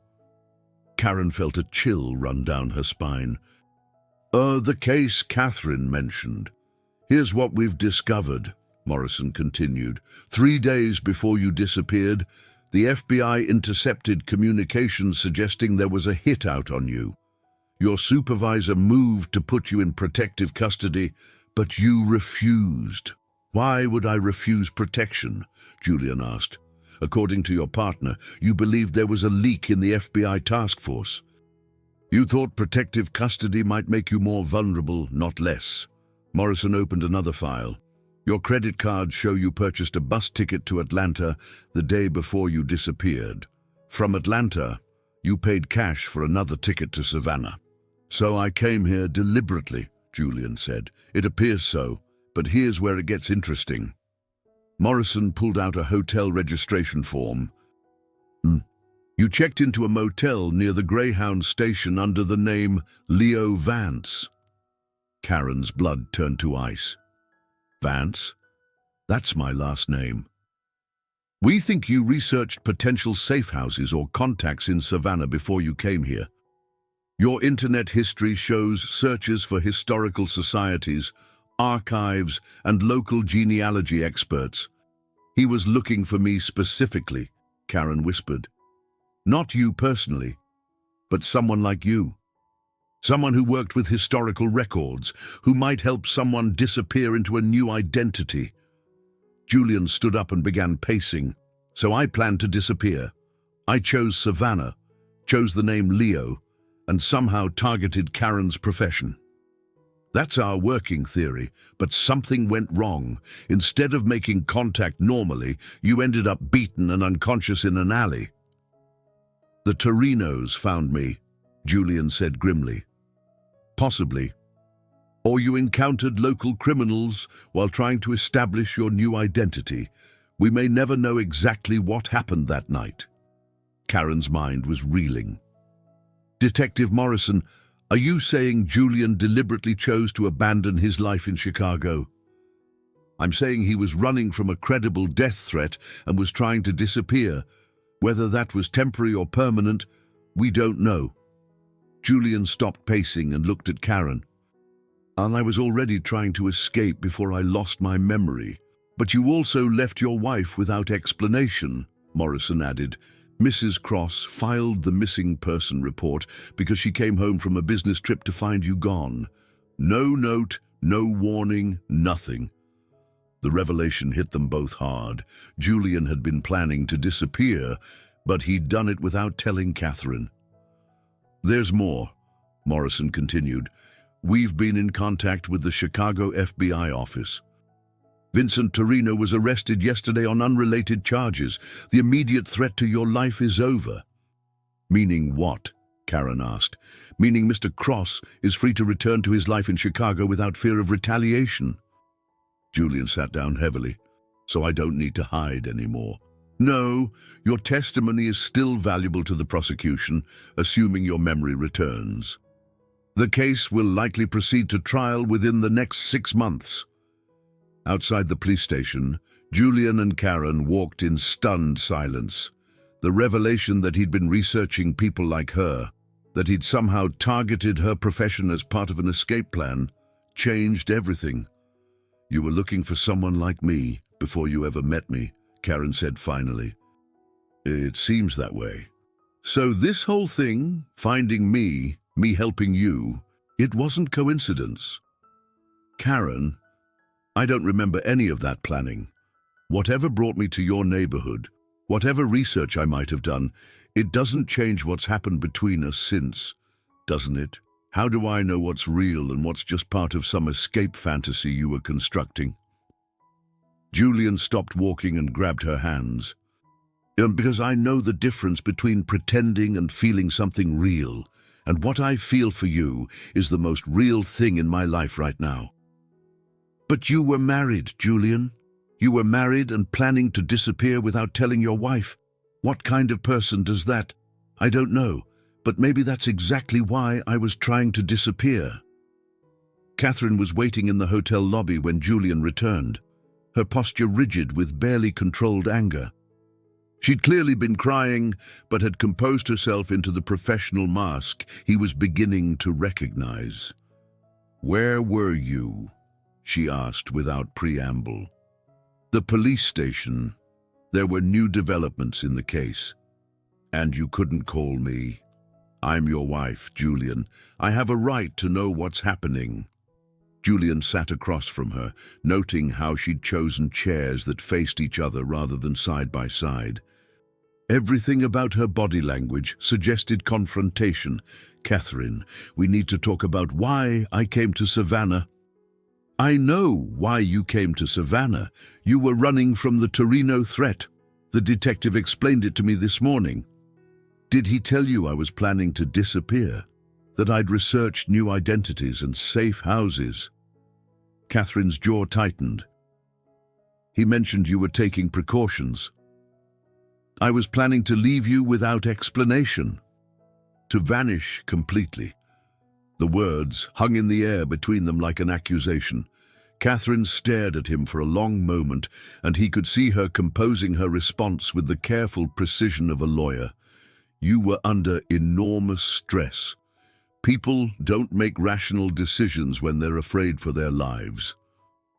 Was our marriage in trouble? Our marriage was fine. Was it? Because the man you describe, paranoid, methodical, emotionally distant, he doesn't sound like someone who was happily married. Catherine stood up abruptly. Julian, you have amnesia. You can't trust your feelings about our relationship when you don't remember it. I can trust how I feel when you describe it. And how do you feel? Julian considered the question carefully. Like I was suffocating. The honesty of the statement clearly hurt Catherine, but she rallied quickly. That's the amnesia talking. You're judging our entire marriage based on fragments and other people's descriptions. Then help me understand. Tell me about the good times. Tell me why I married you. Catherine sat back down, and for the first time since arriving in Savannah, she looked vulnerable. We met at a law conference, she said softly. You were presenting a paper on federal prosecution strategies, and I was there representing my firm. You were brilliant, confident, and afterward you asked me to dinner. Were we in love? We were compatible. We shared the same goals, the same vision for our careers. We understood each other's work, respected each other's ambitions. That doesn't sound like love, Catherine. That sounds like a merger. Not everything has to be grand passion, Julian. Some of us build relationships on more stable foundations. What about children? Did we want children? Catherine hesitated. We discussed it. We agreed to wait until our careers were more established. For 8 years. We were building something important. Both of us were on partnership tracks at our respective firms. Children would have complicated that. Julian tried to imagine the life Catherine was describing, carefully planned, professionally focused, emotionally controlled. It felt like watching someone else's movie. Catherine, can I ask you something directly? Of course. Are you in love with me, or are you in love with the life we built together? The question clearly caught her off guard. She was quiet for a long moment, and Julian could see her struggling with whether to give him the easy answer or the honest one. I love you, she said finally, maybe not in the fairy tale way you seem to be expecting, but in a real, adult way. I love the stability you provide, the way we challenge each other intellectually, the future we're building together. And if I said I wanted a different kind of future? What do you mean? What if I said I didn't want to go back to Chicago? What if I wanted to stay here and figure out who I am without the pressure of becoming who I was? Catherine's expression hardened. That's not an option, Julian. You have responsibilities. Cases depending on your testimony, colleagues counting on you, a life that dozens of people have invested in. And what about what I want? What you want right now is influenced by trauma and attachment to a woman you barely know. You're not thinking clearly. I'm thinking more clearly than I have since I woke up in that hospital. Catherine leaned forward. Julian, I'm flying back to Chicago tomorrow morning. I'd like you to come with me, and if I don't, then you're not the man I married. The ultimatum hung between them, stark and uncompromising. Julian realized that Catherine had come to Savannah not to help him recover, but to reclaim him, to fold him back into the life he'd been trying to escape. Catherine, he said gently, what if the man you married was already gone before I lost my memory? What if I was trying to disappear because I couldn't be him anymore? Then we'll find a way to fix that together. That's what marriage means. But as Julian looked at his wife's determined face, he realized they had very different definitions of what marriage should be. Karen spent the afternoon at the Savannah Historical Society, trying to lose herself in the familiar rhythm of cataloging documents. But her concentration was shattered when Mrs. Albright appeared with a visitor, a woman in her 40s with steel-grey hair and the bearing of someone accustomed to authority. Karen, this is Agent Sarah Chen from the FBI. She'd like to speak with you about Julian Cross. Agent Chen's handshake was firm, her eyes sharp and assessing. "Miss Vance, I understand you've been caring for Mr. Cross since his injury." "Yes, how can I help you?" "I'm part of the task force that's been working the Torino case with Mr. Cross. There are some things about his disappearance that don't add up, and I'm hoping you might provide some insight." They moved to Karen's office, where Agent Chen declined the offer of coffee and got straight to business. "Detective Morrison shared the basics with me, but I'd like to hear your perspective. How would you describe Julian's mental state over the past 2 weeks?" "Confused about his past, but emotionally stable, intelligent, kind, careful not to impose." "Why?" "Because the Julian Cross I worked with for 18 months was paranoid, obsessive, and increasingly isolated. The man you're describing sounds like a completely different person." Karen frowned. "People can change, especially after trauma." "They can, but usually not this dramatically." Agent Chen opened a file folder. "Ms. Vance, I need to share some information with you that might be difficult to hear." "What kind of information?" "Julian Cross's marriage was falling apart long before he disappeared. His wife filed for legal separation 6 months ago." The words hit Karen like a physical blow. "Separation, but she said they were happily married." "Mrs. Cross has been telling people the separation was temporary, related to work stress. But according to the documentation, Julian had moved out of their shared home and was living in a downtown apartment." Karen's mind raced. Why would she lie about that? "Mrs. Cross is up for partner at her law firm. A messy divorce, followed by her husband's disappearance while fleeing from organized crime, wouldn't look good for someone seeking a partnership in corporate law.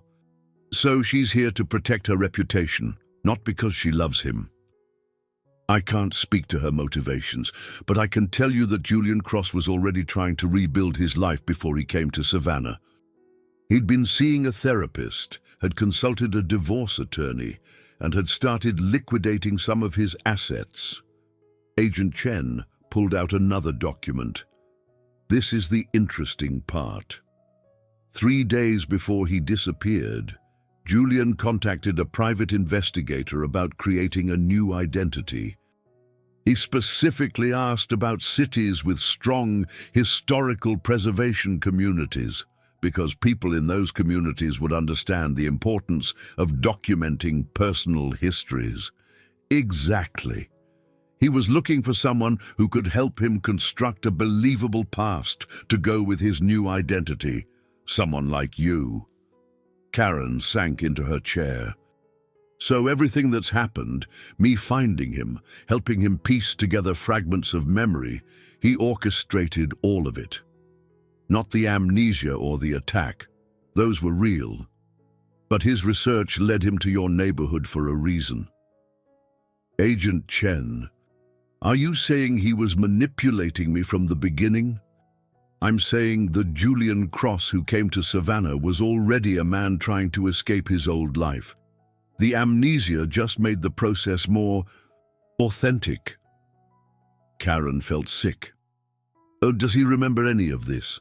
The planning, the private investigator, the separation? That's what I'm here to find out." "Miss Vance, I need to ask you directly. Has Julian given any indication that his memory might be returning? Has he mentioned anything about his marriage, his work, or his plans before the attack?" Karen thought about their conversations, looking for signs she might have missed. "He's mentioned fragments, feeling paranoid, being afraid of something. And yesterday, he said going back to Chicago felt wrong. Did he seem surprised by those feelings, or did they feel familiar to him?" The question made Karen pause. When Julian had talked about not wanting to return to his old life, there had been certainty in his voice that went beyond simple reluctance. "Familiar," she admitted, like he was remembering something he already knew. Agent Chen nodded grimly. "Ms. Vance, I think Julian Cross's memory is returning, at least partially, and I think he's choosing not to tell anyone because he prefers his current situation to his old life. You think he's faking the amnesia? I think he's allowing people to believe his memory loss is more complete than it actually is. The question is whether he's doing it to protect himself from the Torinos, to avoid returning to his marriage, or because he's genuinely attached to the life he's built here. Karen stared out her office window, watching tourists walk through the historic district, unaware that her world was crumbling around her. All three, she said quietly. I think it's all three. The question now, Agent Chen said, is what you're going to do with this information. Karen sat in her car outside the Bohemian Hotel for 20 minutes, trying to find the courage to go inside. Agent Chen's revelations had shattered her understanding of everything that had happened over the past 2 weeks. Julian hadn't been a victim who accidentally stumbled into her life. He'd been a man executing a carefully planned escape, and she'd been his unwitting accomplice. When she finally entered the lobby, she found Julian alone, sitting in the same chair where she'd first seen him with Catherine. He looked up as she approached, and something in her expression made him straighten. Karen, I was hoping you'd come. Were you? She sat across from him, maintaining distance. Or were you expecting me? What do you mean? I had an interesting conversation today with Agent Sarah Chen from the FBI. Julian's face went carefully blank, and in that moment of controlled reaction, Karen saw confirmation of her worst fears. What did Agent Chen tell you? He asked quietly. That you were already separated from your wife before you disappeared? That you'd hired a private investigator to help you create a new identity? That you specifically researched cities with strong historical preservation communities? Karen's voice remained steady, but her hands were shaking. That you targeted my profession, Julian, maybe even me specifically. Julian was quiet for a long moment, and Karen could see him weighing his options, deny, deflect, or tell the truth. How much do you remember? She asked. And don't lie to me. I've had enough lies. More than I've admitted, he said finally. Not everything, but pieces, fragments that started coming back a few days ago. The admission hit her like a physical blow. A few days ago. So when we were walking through the park yesterday, when you told me you were falling for me, you already knew you'd manipulated your way into my life. Karen, it's not that simple. It's exactly that simple. She stood up, needing distance from him. Will you let me believe I was helping a victim when I was actually enabling someone's elaborate escape plan? The feelings between us are real. Are they? How do I know what's real when everything else has been a lie? Julian stood and moved toward her, but she stepped back. Karen, yes. I researched historical preservation communities. Yes, I was planning to disappear, but I never planned to fall in love with you. Love. She laughed bitterly. But you don't even know what that word means. You were married for 8 years and let your wife think you were happily together while you were planning to vanish. My marriage was over long before I left Chicago. Catherine and I were living separate lives, sleeping in separate bedrooms, going through the motions, because divorce would have been inconvenient for both our careers. Then why didn't you just divorce her like a normal person? Because Catherine would have fought it. She would have made it ugly and public, and that kind of attention would have made me more vulnerable to the Torinos. Julian ran his hands through his hair. Karen, I was trapped. In my marriage, in my career, in a life that was slowly killing me. When the death threats started, it felt like an opportunity to escape everything at once. And I was what? Your soft landing, a lonely woman who would take you in and ask no questions. You were supposed to be someone who could help me create documentation for a new identity. Instead, you became the most important person in my life. Karen shook her head. I can't tell the difference between what you planned and what you felt, and neither can you. You're right, Julian said quietly. When I first started remembering things, I wasn't sure either. But Karen, what I feel for you is nothing like what I felt for Catherine. With her, everything was calculated, controlled, performed. With you, I feel alive. Because you were pretending to be someone else. Because I was finally being myself. Which self, Julian? The prosecutor who was paranoid and obsessive, the husband who lied to his wife for months, or Leo, the grateful amnesia patient who needed my help? I don't know. The admission was raw, honest, but I know that when I'm with you, I feel like the person I want to be. Karen looked at him for a long moment, seeing the confusion and desperation in his eyes. Part of her wanted to comfort him, to work through this together the way they'd worked through everything else. But a larger part felt betrayed and manipulated. You should go back to Chicago with Catherine tomorrow, she said finally. Is that what you want? What I want doesn't matter. You have responsibilities there, a life you can't just abandon because it's convenient. And what about us? There is no us, Julian. There's you trying to escape your problems, and me naive enough to think I was helping someone heal. Karen, please. No. You made choices that brought you here, choices that involved using me, whether you admit it or not. Now you need to make the choice to deal with the consequences. She walked toward the exit, and Julian called after her. What if I choose to stay? Karen paused without turning around. Then you'll be choosing to run away again. And eventually, you'll want to run from me too.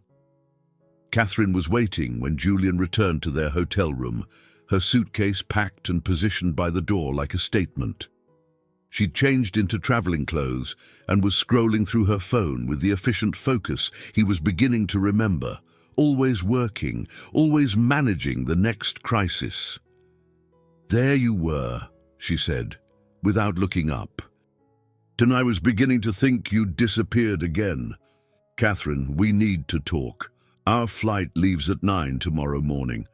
We don't have time for extended conversations. Julian sat on the edge of the bed, studying his wife's profile. Agent Chen came to see me today. That got Catherine's attention. She set down her phone and turned to face him, her expression guarded. What did she want? To confirm some details about my disappearance, and to share some information about our marriage that was illuminating. Catherine's jaw tightened almost imperceptibly. Such as the fact that we've been separated for 6 months, that I'd been living in a downtown apartment, that you filed papers with the court. The silence stretched between them. Catherine stood and moved to the window, her posture rigid with control. You remember? She said finally. Some of it. Enough to know that you've been lying to everyone about the state of our marriage. I've been protecting both of us. From what? Catherine turned to face him. Do you have any idea what it would do to my partnership chances if the firm knew my husband had abandoned me to flee from organized crime? Do you know how that would look? So this isn't about love or concern for my safety. It's about your career. My career supports both of us, Julian.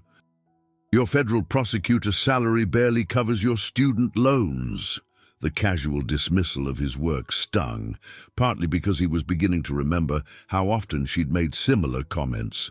Is that why you married me? He asked. Because I was safe. Because I wouldn't interfere with your ambitions. I married you because we were compatible. Because we wanted the same things.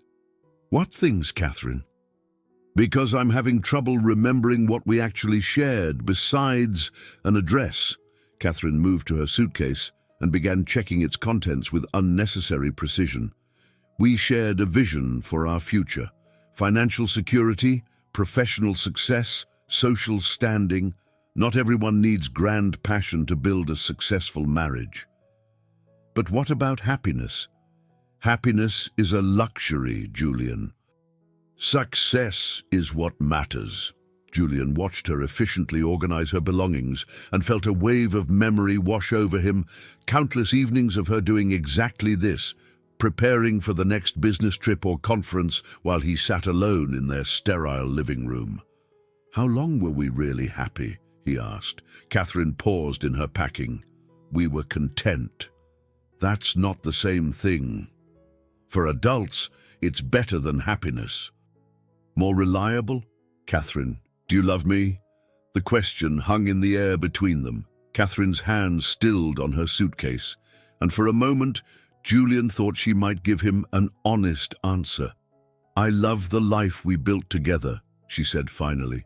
"I love the stability and respect that comes from being married to someone like you. Someone like me. Someone respectable, predictable, safe." The words hit Julian like a series of small wounds. "Ah, what if I'm not that person anymore? Then you'll remember how to be him again. And if I don't want to be him?" Catherine closed her suitcase with more force than necessary. "Then you're having some kind of breakdown, and we'll get you the help you need." Julian stood and moved to the window, looking out at Savannah's tree-lined streets. "Or what if I told you I wanted to stay here? I'd say you're not thinking clearly. What if I said I was in love with someone else?" Catherine's reflection in the window went very still. "I'd say that proves you're not thinking clearly. Even if that someone makes me feel more alive than I've felt in years. Especially then." Catherine's voice was cold now, clinical. "Julian, you've been through a trauma. You're confused and grateful to the woman who helped you. That's not love, it's psychological dependence." Julian turned to face her. "How would you know the difference? Because I'm thinking clearly, and you're not. When's the last time you felt passionate about anything, Catherine? When's the last time you did something spontaneous or unpredictable?" Passion is overrated. It clouds judgment and leads to poor decisions. Like what? Like choosing love over convenience. Like throwing away everything you've worked for because of infatuation with a stranger. Julian realized they were speaking different languages. She was talking about preserving the structure of their life, while he was talking about finding meaning in it. "Maybe everything I've worked for isn't worth preserving," he said quietly. Catherine's face went cold. "Then you're not the man I married." "No," Julian agreed. "I'm not. And maybe that's the best thing that's ever happened to me." Karen's apartment felt cavernous and sterile, the way it had before Julian arrived, but somehow worse. She'd spent the evening methodically erasing every trace of his presence, washing the coffee mugs he'd used, refolding David's clothes, moving furniture back to its original positions.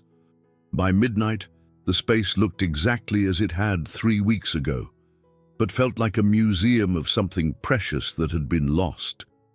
The notebook, where they documented his emerging memories, sat on her dining table, still open to the last entry.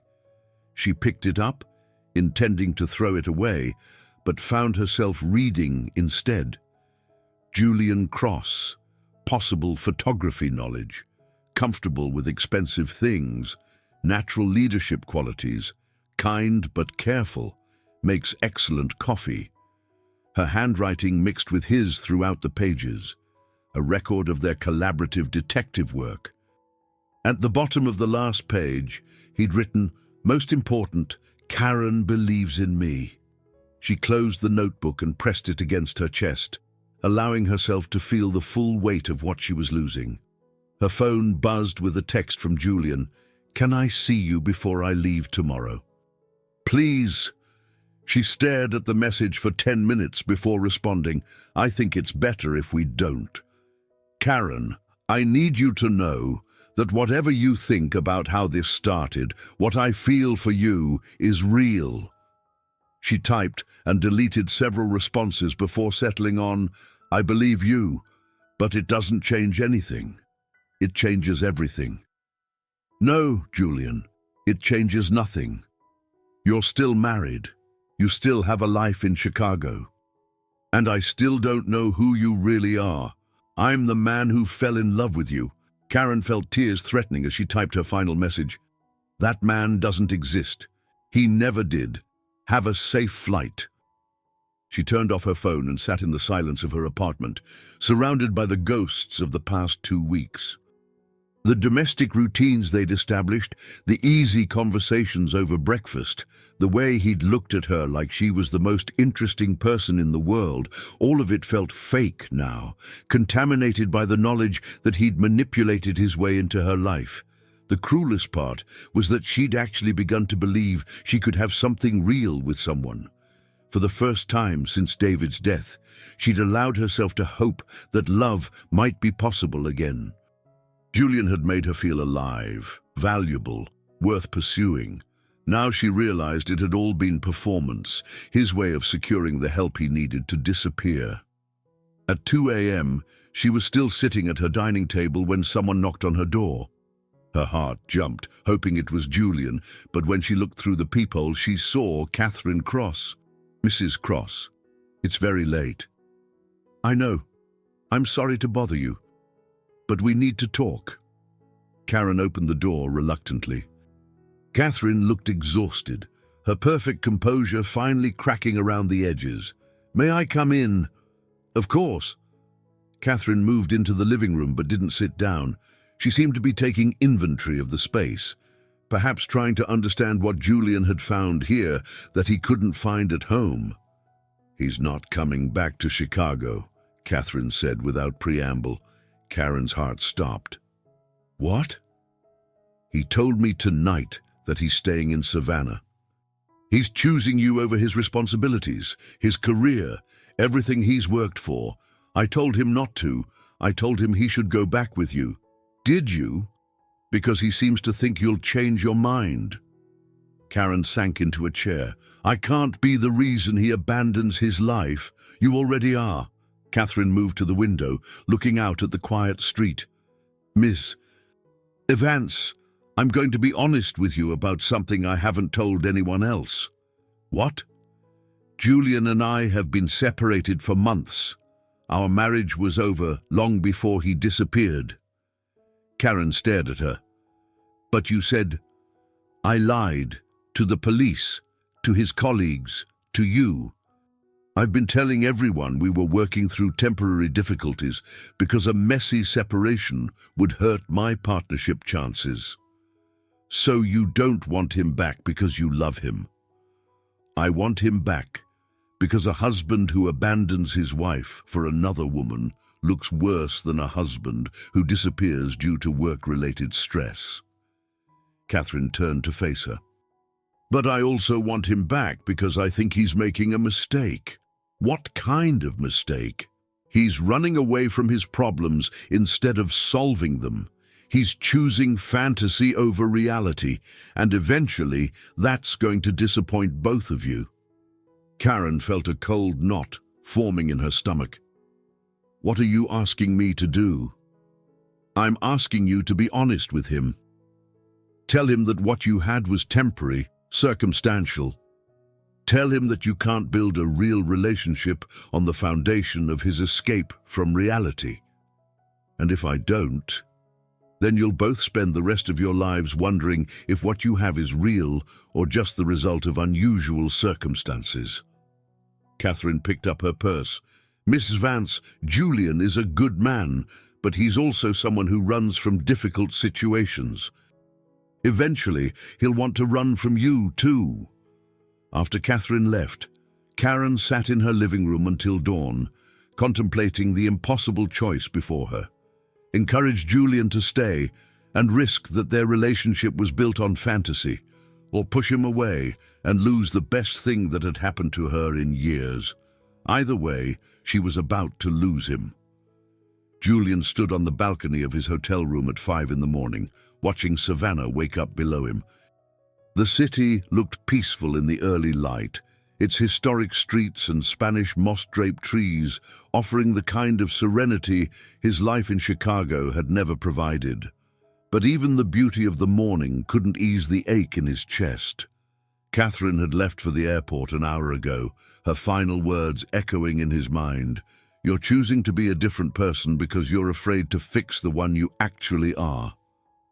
Maybe she was right.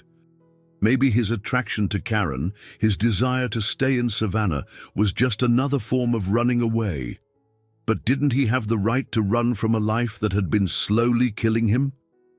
His phone buzzed with a message from his supervisor in Chicago. Heard you're alive. Need you back ASAP. Torino trial moved up to next month. Another message from his therapist.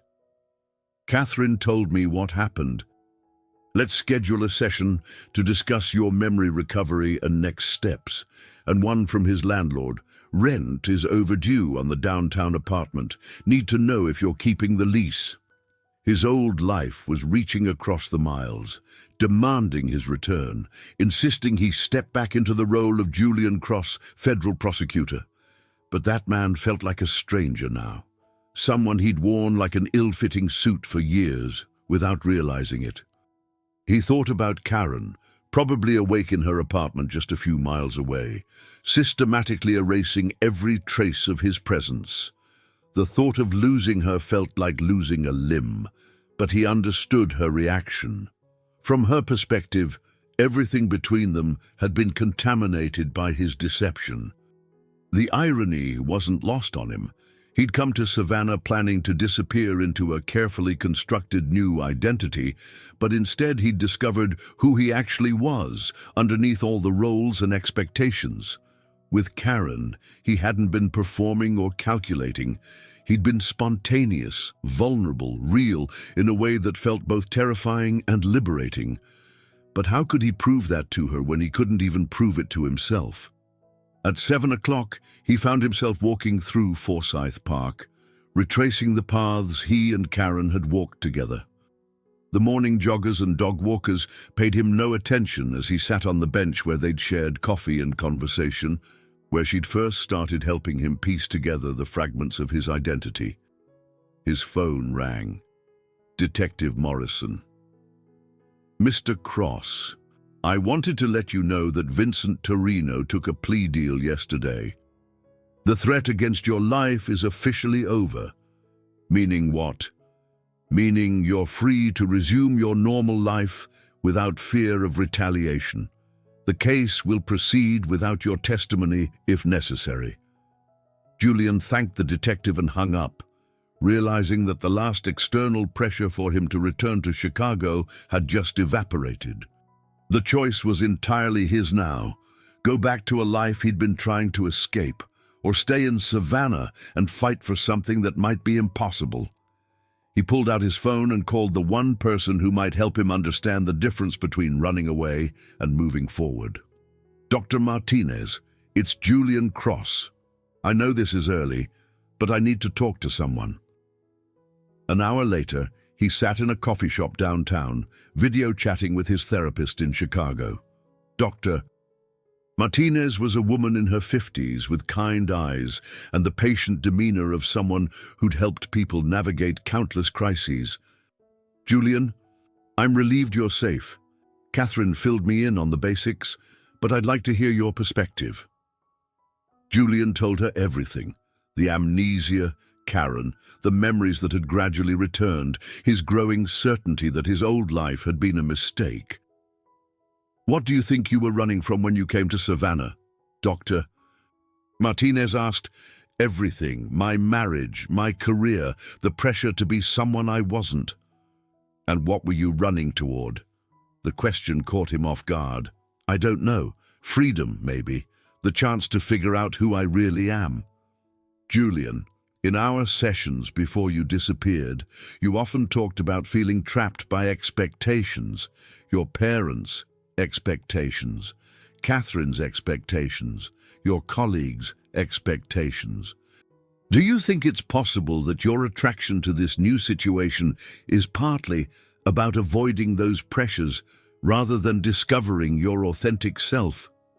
You think I'm just running away again? I think you're at a crossroads where you can choose to work through your problems or escape to a situation that feels easier. Julian stared out the coffee shop window, watching people hurry past with purpose and direction. What if the situation that feels easier is also the one that's right for me? Then you need to be sure you're choosing it for the right reasons, Dr. Martinez said gently, not because it's an escape, but because it's genuinely where you belong. After the call ended, Julian realized he had one more conversation before he could make his choice. Karen found Julian waiting outside the Savannah Historical Society when she arrived for work. He was sitting on the front steps, holding 2 cups of coffee from the Collins Quarter, and he looked like he hadn't slept. "What are you doing here?" she asked, though her heart was already racing at the sight of him. "Catherine left for Chicago this morning, without me." Karen felt something crack inside her chest, but she kept her expression neutral. "Julian, I told you last night." "I know what you told me. But I need you to hear something before I make my decision about what to do next. There's nothing left to say." "There's everything left to say." Julian stood and held out one of the coffee cups. "Please, 5 minutes." Against her better judgment, Karen accepted the coffee and sat on the steps beside him. The morning was humid and warm, with the kind of golden light that made Savannah look like a painting. "I've been remembering more," Julian said. "And not just fragments, but whole sections of my life, my marriage, my work, the months leading up to my disappearance. And you were right, I was running away. From a marriage that had been dead for years, from a job that was consuming me, from a version of myself that I couldn't stand anymore." Karen sipped her coffee, trying to armor herself against the pain in his voice. "Catherine and I were living like roommates who barely tolerated each other," Julian continued. "We hadn't had a real conversation in months. We slept in separate bedrooms, ate dinner in silence, and the only time we connected was when we were discussing practical matters, bills, schedules, social obligations. That doesn't excuse lying to her for months about wanting to leave. You're right, it doesn't. I should have had the courage to end it properly instead of planning to disappear." Karen looked at him. "So why didn't you?" "Because I was a coward. Because divorce would have been messy and public, and I was already dealing with death threats from the Torino case. Because it felt easier to just vanish than to face the consequences of dismantling a life that looked successful from the outside. And coming to Savannah, targeting people in my profession." Julian was quiet for a moment. "I researched historical preservation communities because I thought someone who worked with archives would understand the importance of creating believable documentation. I never intended to actually connect with anyone. But you did connect with me. I fell in love with you." The words were simple, direct, not because you were convenient or because you represented an escape. "I fell in love with your intelligence, your kindness, the way you approach problems with such methodical care. I fell in love with how you made me feel like the man I wanted to be instead of the man I was supposed to be." Karen felt tears threatening. "Julian, how do I know the difference? How do I know you're not just drawn to me because I represent a life without complications? Because being with you is the most complicated thing I've ever done." Julian turned to face her fully. "Loving you means facing the fact that I've made terrible choices. It means admitting that I hurt Catherine, abandoned my responsibilities, and manipulated my way into your life. It means accepting that I might lose you because of those choices. You already have lost me." "Have I?" "Because you're sitting here listening to me instead of calling security." Karen stood up abruptly. "This is exactly what I'm talking about. You think you can charm your way through anything. You think if you say the right words, if you're vulnerable enough, if you love me enough, that will somehow erase the fact that you built our entire relationship on deception. I didn't build our relationship on deception. I built my escape plan on deception. What happened between us was real. How can you be so sure? Julian stood and moved closer to her. Because when I look at you, I remember things I never lost. Not memories from my past, but feelings I didn't know I was capable of. When you laugh at something I say, when you get that focused look while you're working, when you touch my hand, those moments don't feel like performance or gratitude or psychological dependence. They feel like coming home. Karen felt her resolve wavering. Julian, I know I don't deserve another chance. I know I've given you every reason not to trust me. But I also know that what we have is worth fighting for, even if it's messy and complicated and probably impossible. What are you asking me? I'm asking you to take a leap of faith with me, not because it's safe or logical or because you know how it will end, but because some things are worth the risk. Karen looked at him for a long moment, seeing hope and fear and love in his blue-green eyes. And if it doesn't work? If we're just two people who found each other under unusual circumstances and mistook gratitude for love, then at least we'll know we tried. Before Karen could respond, Mrs. Albright appeared in the doorway of the Historical Society. Karen, dear, you have a visitor. Agent Chen is here, and she says it's urgent. Agent Chen looked grim as she entered Mrs. Albright's office, where Karen and Julian waited. Her usually composed demeanor was replaced by an urgency that made Karen's stomach tighten with apprehension. Mr. Cross, I'm glad you're here. We have a problem. Julian leaned forward. What kind of problem? Vincent Torino didn't take that plea deal because he was feeling cooperative. He took it because he needed to buy time to tie up loose ends. Agent Chen opened her laptop and turned it toward them. We intercepted communications this morning. There's still a contract on your life. Karen felt the blood drain from her face, but Detective Morrison said the threat was over. We thought it was. Torino's arrest should have ended it. But apparently he's been running his operation from prison. He views your disappearance as a sign of weakness, and he wants to make an example of you. Julian's jaw tightened. How immediate is the threat? 2 men arrived in Savannah last night. We have surveillance footage from the airport.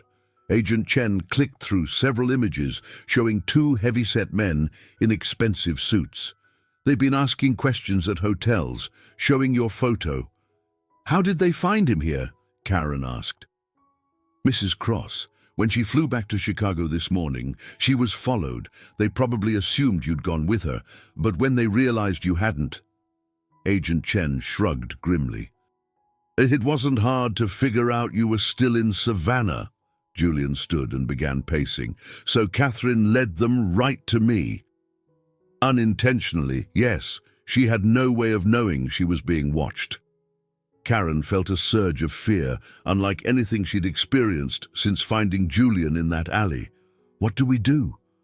We get Mr. Cross into protective custody immediately. There's a safe house in Atlanta. No. Julian's voice was firm. I've been running from this for months. I'm not going to spend the rest of my life looking over my shoulder. Julian, these aren't people who give up. Agent Chen warned. Vincent Torino has a reputation for following through on his threats, even from prison. Then we end it. Karen stared at him. What do you mean? Julian turned to Agent Chen. What would it take to put Torino away permanently? To make sure he can't threaten anyone else. Ironclad testimony from someone who worked the case intimately, someone who could detail his organization's structure, his methods, his crimes. Agent Chen's eyes lit up with understanding. Someone like you. But I thought the case could proceed without his testimony, Karen said. It can, but it would be weaker. With Julian's testimony, we could put Torino away for life instead of just a few years. Julian sat back down, and Karen could see him weighing his options. If I testify, how quickly could you arrange the trial? Emergency session. 2 weeks, maybe 3. But Julian, testifying would make you a bigger target, not a smaller one. Only until the trial is over. Once Torino is convicted and sentenced to life, the contract dies with his organization's power. Karen reached over and took Julian's hand. This is insane. You're talking about making yourself bait. I'm talking about finishing something I should have finished months ago instead of running away. Agent Chen looked between them. There's another complication. If we're going to do this, we need to keep Mr. Cross safe until the trial. The safe house in Atlanta. No safe house, Julian interrupted. If I disappear again, Torino will just wait. I stay here in plain sight, and we use that to draw his people out. Absolutely not, Karen said. Julian, I won't let you use yourself as bait. It's not your choice to make, isn't it? If something happens to you, if they succeed in killing you, don't you think that affects me too? The question hung in the air between them, loaded with implications about their relationship and what they meant to each other. Agent Chen closed her laptop. I need to make some calls. Julian, I can't force you into protective custody, but I strongly advise Agent Chen, Julian said quietly. What's the likelihood that Torino's people will give up if I run again? 0. Vincent Torino doesn't forget, and he doesn't forgive. Then running just postpones the inevitable. After Agent Chen left to coordinate with local law enforcement, Karen and Julian sat in Mrs. Albright's office, the weight of the situation settling around them. You're really going to do this, Karen said. I have to. No, you don't.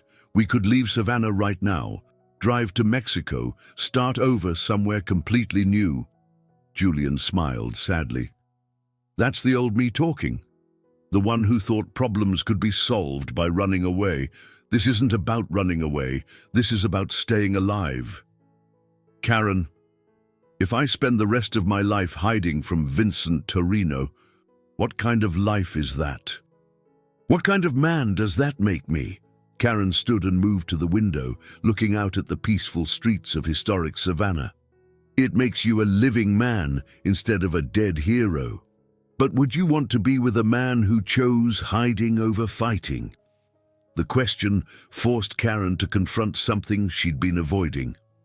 Whether her feelings for Julian were based on the man he was becoming or the safety he represented. Or do they want to be with a man who chooses to live, she said finally. Then help me figure out how to do both. The plan Agent Chen outlined was both simple and terrifying. Julian would return to his normal routine while heavily armed federal agents maintained surveillance from a distance. When Torino's men made their move, the FBI would be ready to apprehend them. The key is making you visible but not vulnerable, Agent Chen explained, as they sat in the makeshift command center the FBI had established in a building across from Karen's apartment. You go about your daily activities, but never alone, never in isolated areas. And if something goes wrong, Karen asked. Nothing will go wrong, Agent Chen said with more confidence than her expression suggested. Julian studied the surveillance photos spread across the table. How long do we wait? Not long. These guys aren't patient types. They'll want to finish the job quickly and get out of town. Karen felt sick. She'd gone from worrying about Julian's emotional state to fearing for his physical safety, and the transition felt surreal. 3 weeks ago, her biggest concern had been whether to rearrange her living room furniture. Now she was sitting in an FBI command center, planning to use the man she loved as bait for hired killers. I want to help, she said suddenly. Agent Chen shook her head. Ms. Vance, this is a federal operation. Civilians can't be involved. I'm already involved. They know Julian has been staying with me. If they're watching him, they're watching me too. Julian reached for her hand. Karen, I won't let you put yourself at risk. Too late. I'm already at risk. She turned to Agent Chen. What's the most natural thing for us to do right now? Run away together, or act like a couple going about their normal routine. Agent Chen considered this. Normal routine would be less suspicious. Then let me be part of it. We go to dinner, walk through the park, act like people who don't know they're being hunted. Absolutely not, Julian said. Julian, they're going to expect you to be with me. If you suddenly start avoiding me, they'll know something's changed. Agent Chen was nodding slowly. She has a point. Your behavioral pattern over the past 2 weeks has been consistent. You've been together most of the time. A sudden change would be suspicious. I won't use Karen as cover. You won't be using me, Karen said firmly. I'll be choosing to help end this. That evening, Karen and Julian sat at a corner table in the old pink house, sharing shrimp and grits while trying to act like a normal couple on a dinner date. The surreal nature of the situation, federal agents positioned throughout the restaurant, the knowledge that killers were hunting them, made every bite feel like performance art. Are you okay? Julian asked quietly. No. You? Terrified, Karen managed a smile. At least we're being honest. Karen, about what I said this morning. Don't. Not here, not now. We'll talk about us when this is over. What if there is no when this is over? The question hung between them like a third presence at their table. Karen reached across and took his hand, noting how Agent Chen had positioned herself at the bar where she could watch both the front entrance and their table. Then we'll have had this, Karen said simply.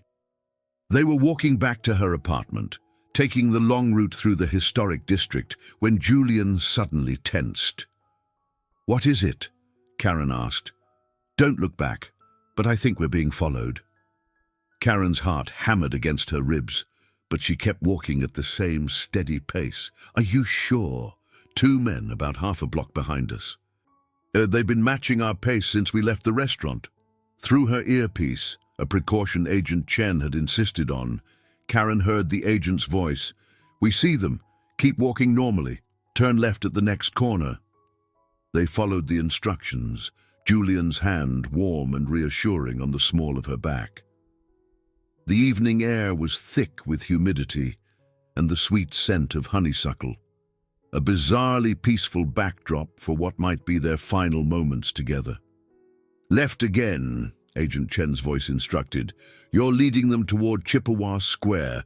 We have agents positioned around the perimeter. As they entered the square, Karen could see what looked like tourists and evening joggers, but now she knew they were federal agents. The normalcy of the scene, Spanish moss swaying in the breeze, the soft lighting from the street lamps, felt like a movie set designed to mask the drama about to unfold. Karen, Julian said quietly, I need you to know. I know. You don't know what I was going to say. I know that you love me. I know that I love you. And I know that we're going to get through this. Behind them, footsteps quickened. Now, Agent Chen's voice said sharply. I drop to the ground now. The peaceful evening erupted into chaos as federal agents emerged from their positions, weapons drawn, shouting commands at the 2 men who had been following them. The arrest happened so quickly that Karen barely had time to process what was occurring. One moment she and Julian were walking through Chippewa Square like any other couple, and the next they were on the ground while federal agents surrounded 2 men who'd been stalking them with deadly intent. Stay down until we give the all clear, Agent Chen's voice crackled through their earpieces. Karen pressed her face against the cool grass, feeling Julian's hand find hers in the darkness. Around them, she could hear shouting, the sound of handcuffs clicking, and Agent Chen's authoritative voice reading rights to men who'd come to Savannah to kill the man she loved. All clear, came the eventual announcement. Julian helped Karen to her feet, both of them shaking from adrenaline. The 2 hired killers, middle-aged men who looked more like accountants than assassins, were being loaded into federal vehicles. It's over, Karen asked Agent Chen. This part is. But we found something interesting when we searched them. Agent Chen held up a cell phone. Text messages from Vincent Torino himself, sent from prison, detailed instructions about finding Julian. about making his death look like a robbery gone wrong. Julian's face was pale in the streetlight, evidence of active conspiracy, enough to put Torino away for life without needing a trial. These text messages, combined with the arrest of his hired killers, constitute direct evidence of conspiracy to commit murder from federal prison. Karen felt her knees go weak with relief. So, Julian doesn't have to testify. He doesn't have to do anything except live his life. Agent Chen smiled for the first time since Karen had known her. Vincent Torino just handed us everything we needed to destroy his organization permanently. An hour later, after statements and paperwork and the surreal experience of watching crime scene investigators photograph the square where they'd nearly been killed, Karen and Julian found themselves alone in her apartment. They sat on her couch in silence, the enormity of what had just happened settling around them like dust after an explosion. It's really over, Julian said finally. The Torino thing is over. And the rest of it? Karen looked at him. This man who'd appeared in her life like a question mark made flesh and who was now looking at her like she held all the answers. Julian, I need to ask you something, and I need you to be completely honest. Always. When you were planning to disappear, when you were researching historical preservation communities, were you looking for someone like me specifically? Someone lonely enough to take in a stranger? Julian was quiet for a long moment. I was looking for someone who would understand the importance of creating believable documentation for a new identity. I thought that might be someone who worked with archives, who understood how records and histories get constructed. That's not what I asked. You asked if I was looking for someone lonely enough to take in a stranger. The answer is yes. The admission hit Karen like a physical blow, even though she'd suspected it. But, Julian continued, what I found was someone whose loneliness matched mine in a way I didn't expect.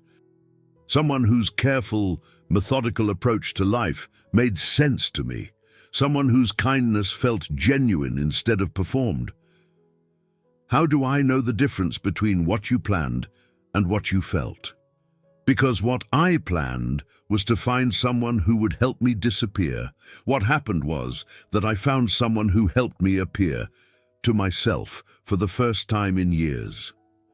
Karen studied his face, looking for signs of manipulation or performance. Instead, she saw exhaustion, hope, and something that looked like truth. Julian, I fell in love with Leo, the man who made coffee in my kitchen and helped me catalog memories. But Leo doesn't exist. Leo was a temporary identity you created to hide from your real life. No, Julian said firmly. Leo was who I became when all the pressure and expectations and fear got stripped away. Leo was me without the performance. And Julian Cross, the federal prosecutor, the husband, the man who was paranoid and obsessive. Julian Cross was who I thought I was supposed to be. But he was never who I actually was. Karen stood and moved to the window, looking out at the street where federal agents had arrested men who'd come to kill the man sitting on her couch. So who are you now? I'm someone who wants to stay in Savannah and build a life with you. Someone who wants to use his legal skills to help people instead of prosecuting them. Someone who wants to wake up every morning in a place that feels like home. And if your memory had never returned, if you'd stayed Leo forever, then I would have been happy. But I'm glad my memory came back, because now I can choose this life consciously instead of just falling into it. Karen turned to face him. Julian, are you sure you're not just choosing the path of least resistance again? I'm choosing the path that leads to you. That's not resistance. That's the hardest thing I've ever done. 3 months later, Karen stood in the garden behind the Savannah Historical Society, watching Julian address a small crowd gathered for the opening of the new Community Memory Project. He wore the charcoal suit they'd retrieved from the dry cleaner all those weeks ago, but somehow it looked different on him now, less like armor and more like clothes. Memory, Julian was saying, isn't just about preserving the past. It's about understanding how our stories shape who we become and who we choose to be going forward. Mrs. Albright stood beside Karen, beaming with pride. He's a natural public speaker. He should be. He spent years in courtrooms. But this is different. He's not prosecuting or defending. He's just sharing truth. Karen watched Julian gesture toward the display they'd created together. Oral histories from long-time Savannah residents, photographs and documents that told the story of how the city had evolved over generations. The project had been his idea, a way to use his investigative skills and her archival expertise to help people preserve their own narratives. The most important thing we've learned, Julian continued, is that identity isn't fixed. We're not trapped by our past mistakes or limited by our previous versions of ourselves. Every day, we have the opportunity to choose who we want to be. After the ceremony, as volunteers and visitors mingled in the garden, Julian found Karen by the fountain where they'd had so many conversations during those uncertain weeks. "Good speech," she said.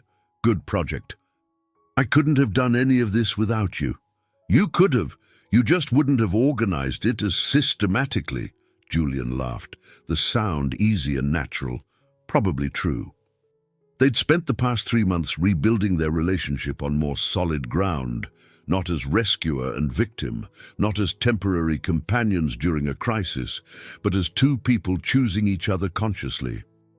Julian had officially divorced Catherine in a process that was surprisingly amicable once all parties admitted the marriage had been over long before his disappearance.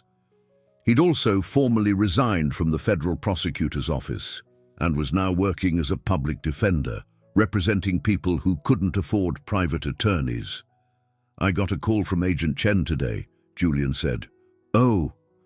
Vincent Torino was sentenced to life without parole.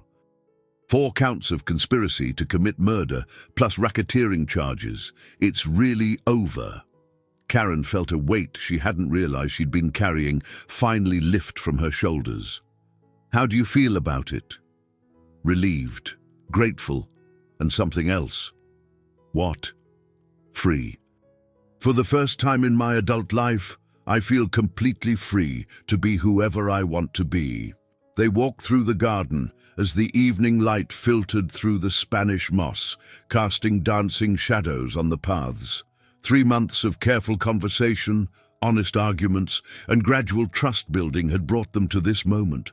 Not the desperate intensity of their original connection, but something steadier and more real. "Julian," Karen said as they reached the garden gate, "I need to tell you something." "What?" "That first night, when I decided to bring you home from the hospital, I told myself I was doing it for you, but I think I was really doing it for me." "What do you mean?" "I mean I was as lost as you were, just in a different way. Taking care of you gave me a reason to engage with life again, instead of just observing it from a safe distance." Julian stopped walking and turned to face her. "So we saved each other." "Maybe we did." "Karen Vance," Julian said, taking her hands in his, "I have something to ask you." "Oh." "I've been thinking about what Agent Chen said during the investigation, about how I'd researched communities with strong historical preservation programs, because I was looking for someone who understood the importance of documenting personal histories. And I realized she was wrong. I wasn't looking for someone to help me create a false history. I was looking for someone who would help me create a true one." Karen felt her heart speed up. "Julian, what are you saying?" "I'm saying I want to document our story properly, not as temporary companions or crisis partners, but as people building something real together." He reached into his jacket pocket and pulled out a small velvet box. "I'm saying I want to marry you, Karen. Not because you saved me, not because I'm grateful, but because you're the person I want to choose every day for the rest of my life." Karen stared at the ring box, then at Julian's face. Seeing hope and certainty and love in his blue-green eyes. "Are you sure?" she asked. "Are you absolutely sure this isn't just gratitude or circumstance or—" Julian silenced her with a kiss, soft and sure and full of promise. "I'm sure," he said against her lips. "And I've never been more sure of anything." "Then yes," Karen whispered. "Yes, I'll marry you."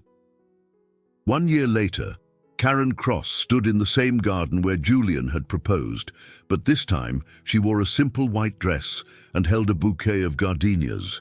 The wedding was small. Mrs. Albright, Agent Chen, a handful of friends from the Historical Society, and Sadie, who had insisted on being maid of honor despite Karen's protests that she didn't need a wedding party. "You need witnesses," Sadie had argued, "people who can testify that this really happened when you're old and doubting your memories." Julian waited for her at the garden center, wearing his charcoal suit and the kind of smile that made her remember why she'd fallen in love with him in the first place. Detective Morrison served as his best man, a choice that had surprised everyone until Julian explained, "He's the one who helped us find the truth about who we really are." Mrs. Albright had insisted on officiating, having acquired online ordination specifically for the occasion. "I've been watching love stories unfold in this city for 40 years, she'd said. "I know the real thing when I see it." As Karen walked toward Julian, she thought about the notebook they'd started that first week, the careful documentation of his emerging memories, the collaborative detective work that had brought them together. That notebook now sat on their bookshelf at home, alongside a new one Julian had given her on their 6-month anniversary. Its cover bore the title that had started as a reference to Civil War letters, but had become the name for their own story, The Archive of Our Memories. "Friends," Mrs. Albright began, "we're gathered here not just to witness a wedding, but to celebrate the kind of love that transforms people." Karen and Julian didn't find each other under ordinary circumstances. They found each other when both of their lives had been broken open, when both were ready to become new versions of themselves. Karen looked at Julian and saw him mouth the words, "I love you," and she felt the same flutter of joy that had sustained her through all the uncertainty and fear of the past year. "They've asked to write their own vows," Mrs. Albright continued, "because they understand that the words we speak to each other matter just as much as the promises we make." Julian went first, his voice steady and clear. "Karen, when you found me in that alley, I was lost in every way a person can be lost. I'd lost my memory, my identity, my sense of who I was or who I wanted to be. But you saw something in me worth saving, worth nurturing, worth loving. You taught me that who we are isn't determined by who we've been, but by the choices we make going forward." He paused, emotion making his voice rough. "I promise to choose you every day. Not because you saved me, but because you helped me save myself. I promise to build a life with you that honors both our past and our future. And I promise that no matter what challenges we face, I will never run away from us." Karen felt tears threatening as she spoke her own vows. "Julian, you came into my life when I'd convinced myself that love was too dangerous, that caring deeply about someone inevitably led to loss and pain. You proved that sometimes the most dangerous thing is not loving deeply enough. You showed me that real love isn't about avoiding risk, it's about finding someone worth taking risks for." Her voice strengthened as she continued, "I promise to trust in what we've built together, even when it seems impossible. I promise to choose courage over comfort, growth over safety, and I promise to help you document our story as it unfolds, so that years from now, we'll remember not just what happened to us, but how we chose to face it together." When Mrs. Albright pronounced them husband and wife, Julian's kiss tasted like promises and possibility. The small crowd cheered, and Karen realized that this moment, surrounded by people who'd helped them find their way to each other, felt like the perfect ending to one story and the perfect beginning to another. Later, as they danced to music from a small string quartet in the Historical Society's main hall, Julian whispered in her ear, "Any regrets?" "Just one," Karen said. "What's that?" "I wish David could have met you. He would have liked you. I would have liked him too." They swayed together in the soft light of the mansion's chandelier, surrounded by the archives and documents that had brought them together, but focused entirely on the future they were choosing to build. "Julian," Karen said as the song ended, "are you ready for the next chapter?" "With you?" "I'm ready for whatever comes next." And as they walked out of the Historical Society together, hand in hand, Karen realized that the most important archive they would ever create was the one they would build together. One memory, one choice, one day at a time. I hope you enjoyed today's story. Subscribe to the channel so you don't miss more stories like this. Leave a like and comment below what you thought of the story. See you in the next video.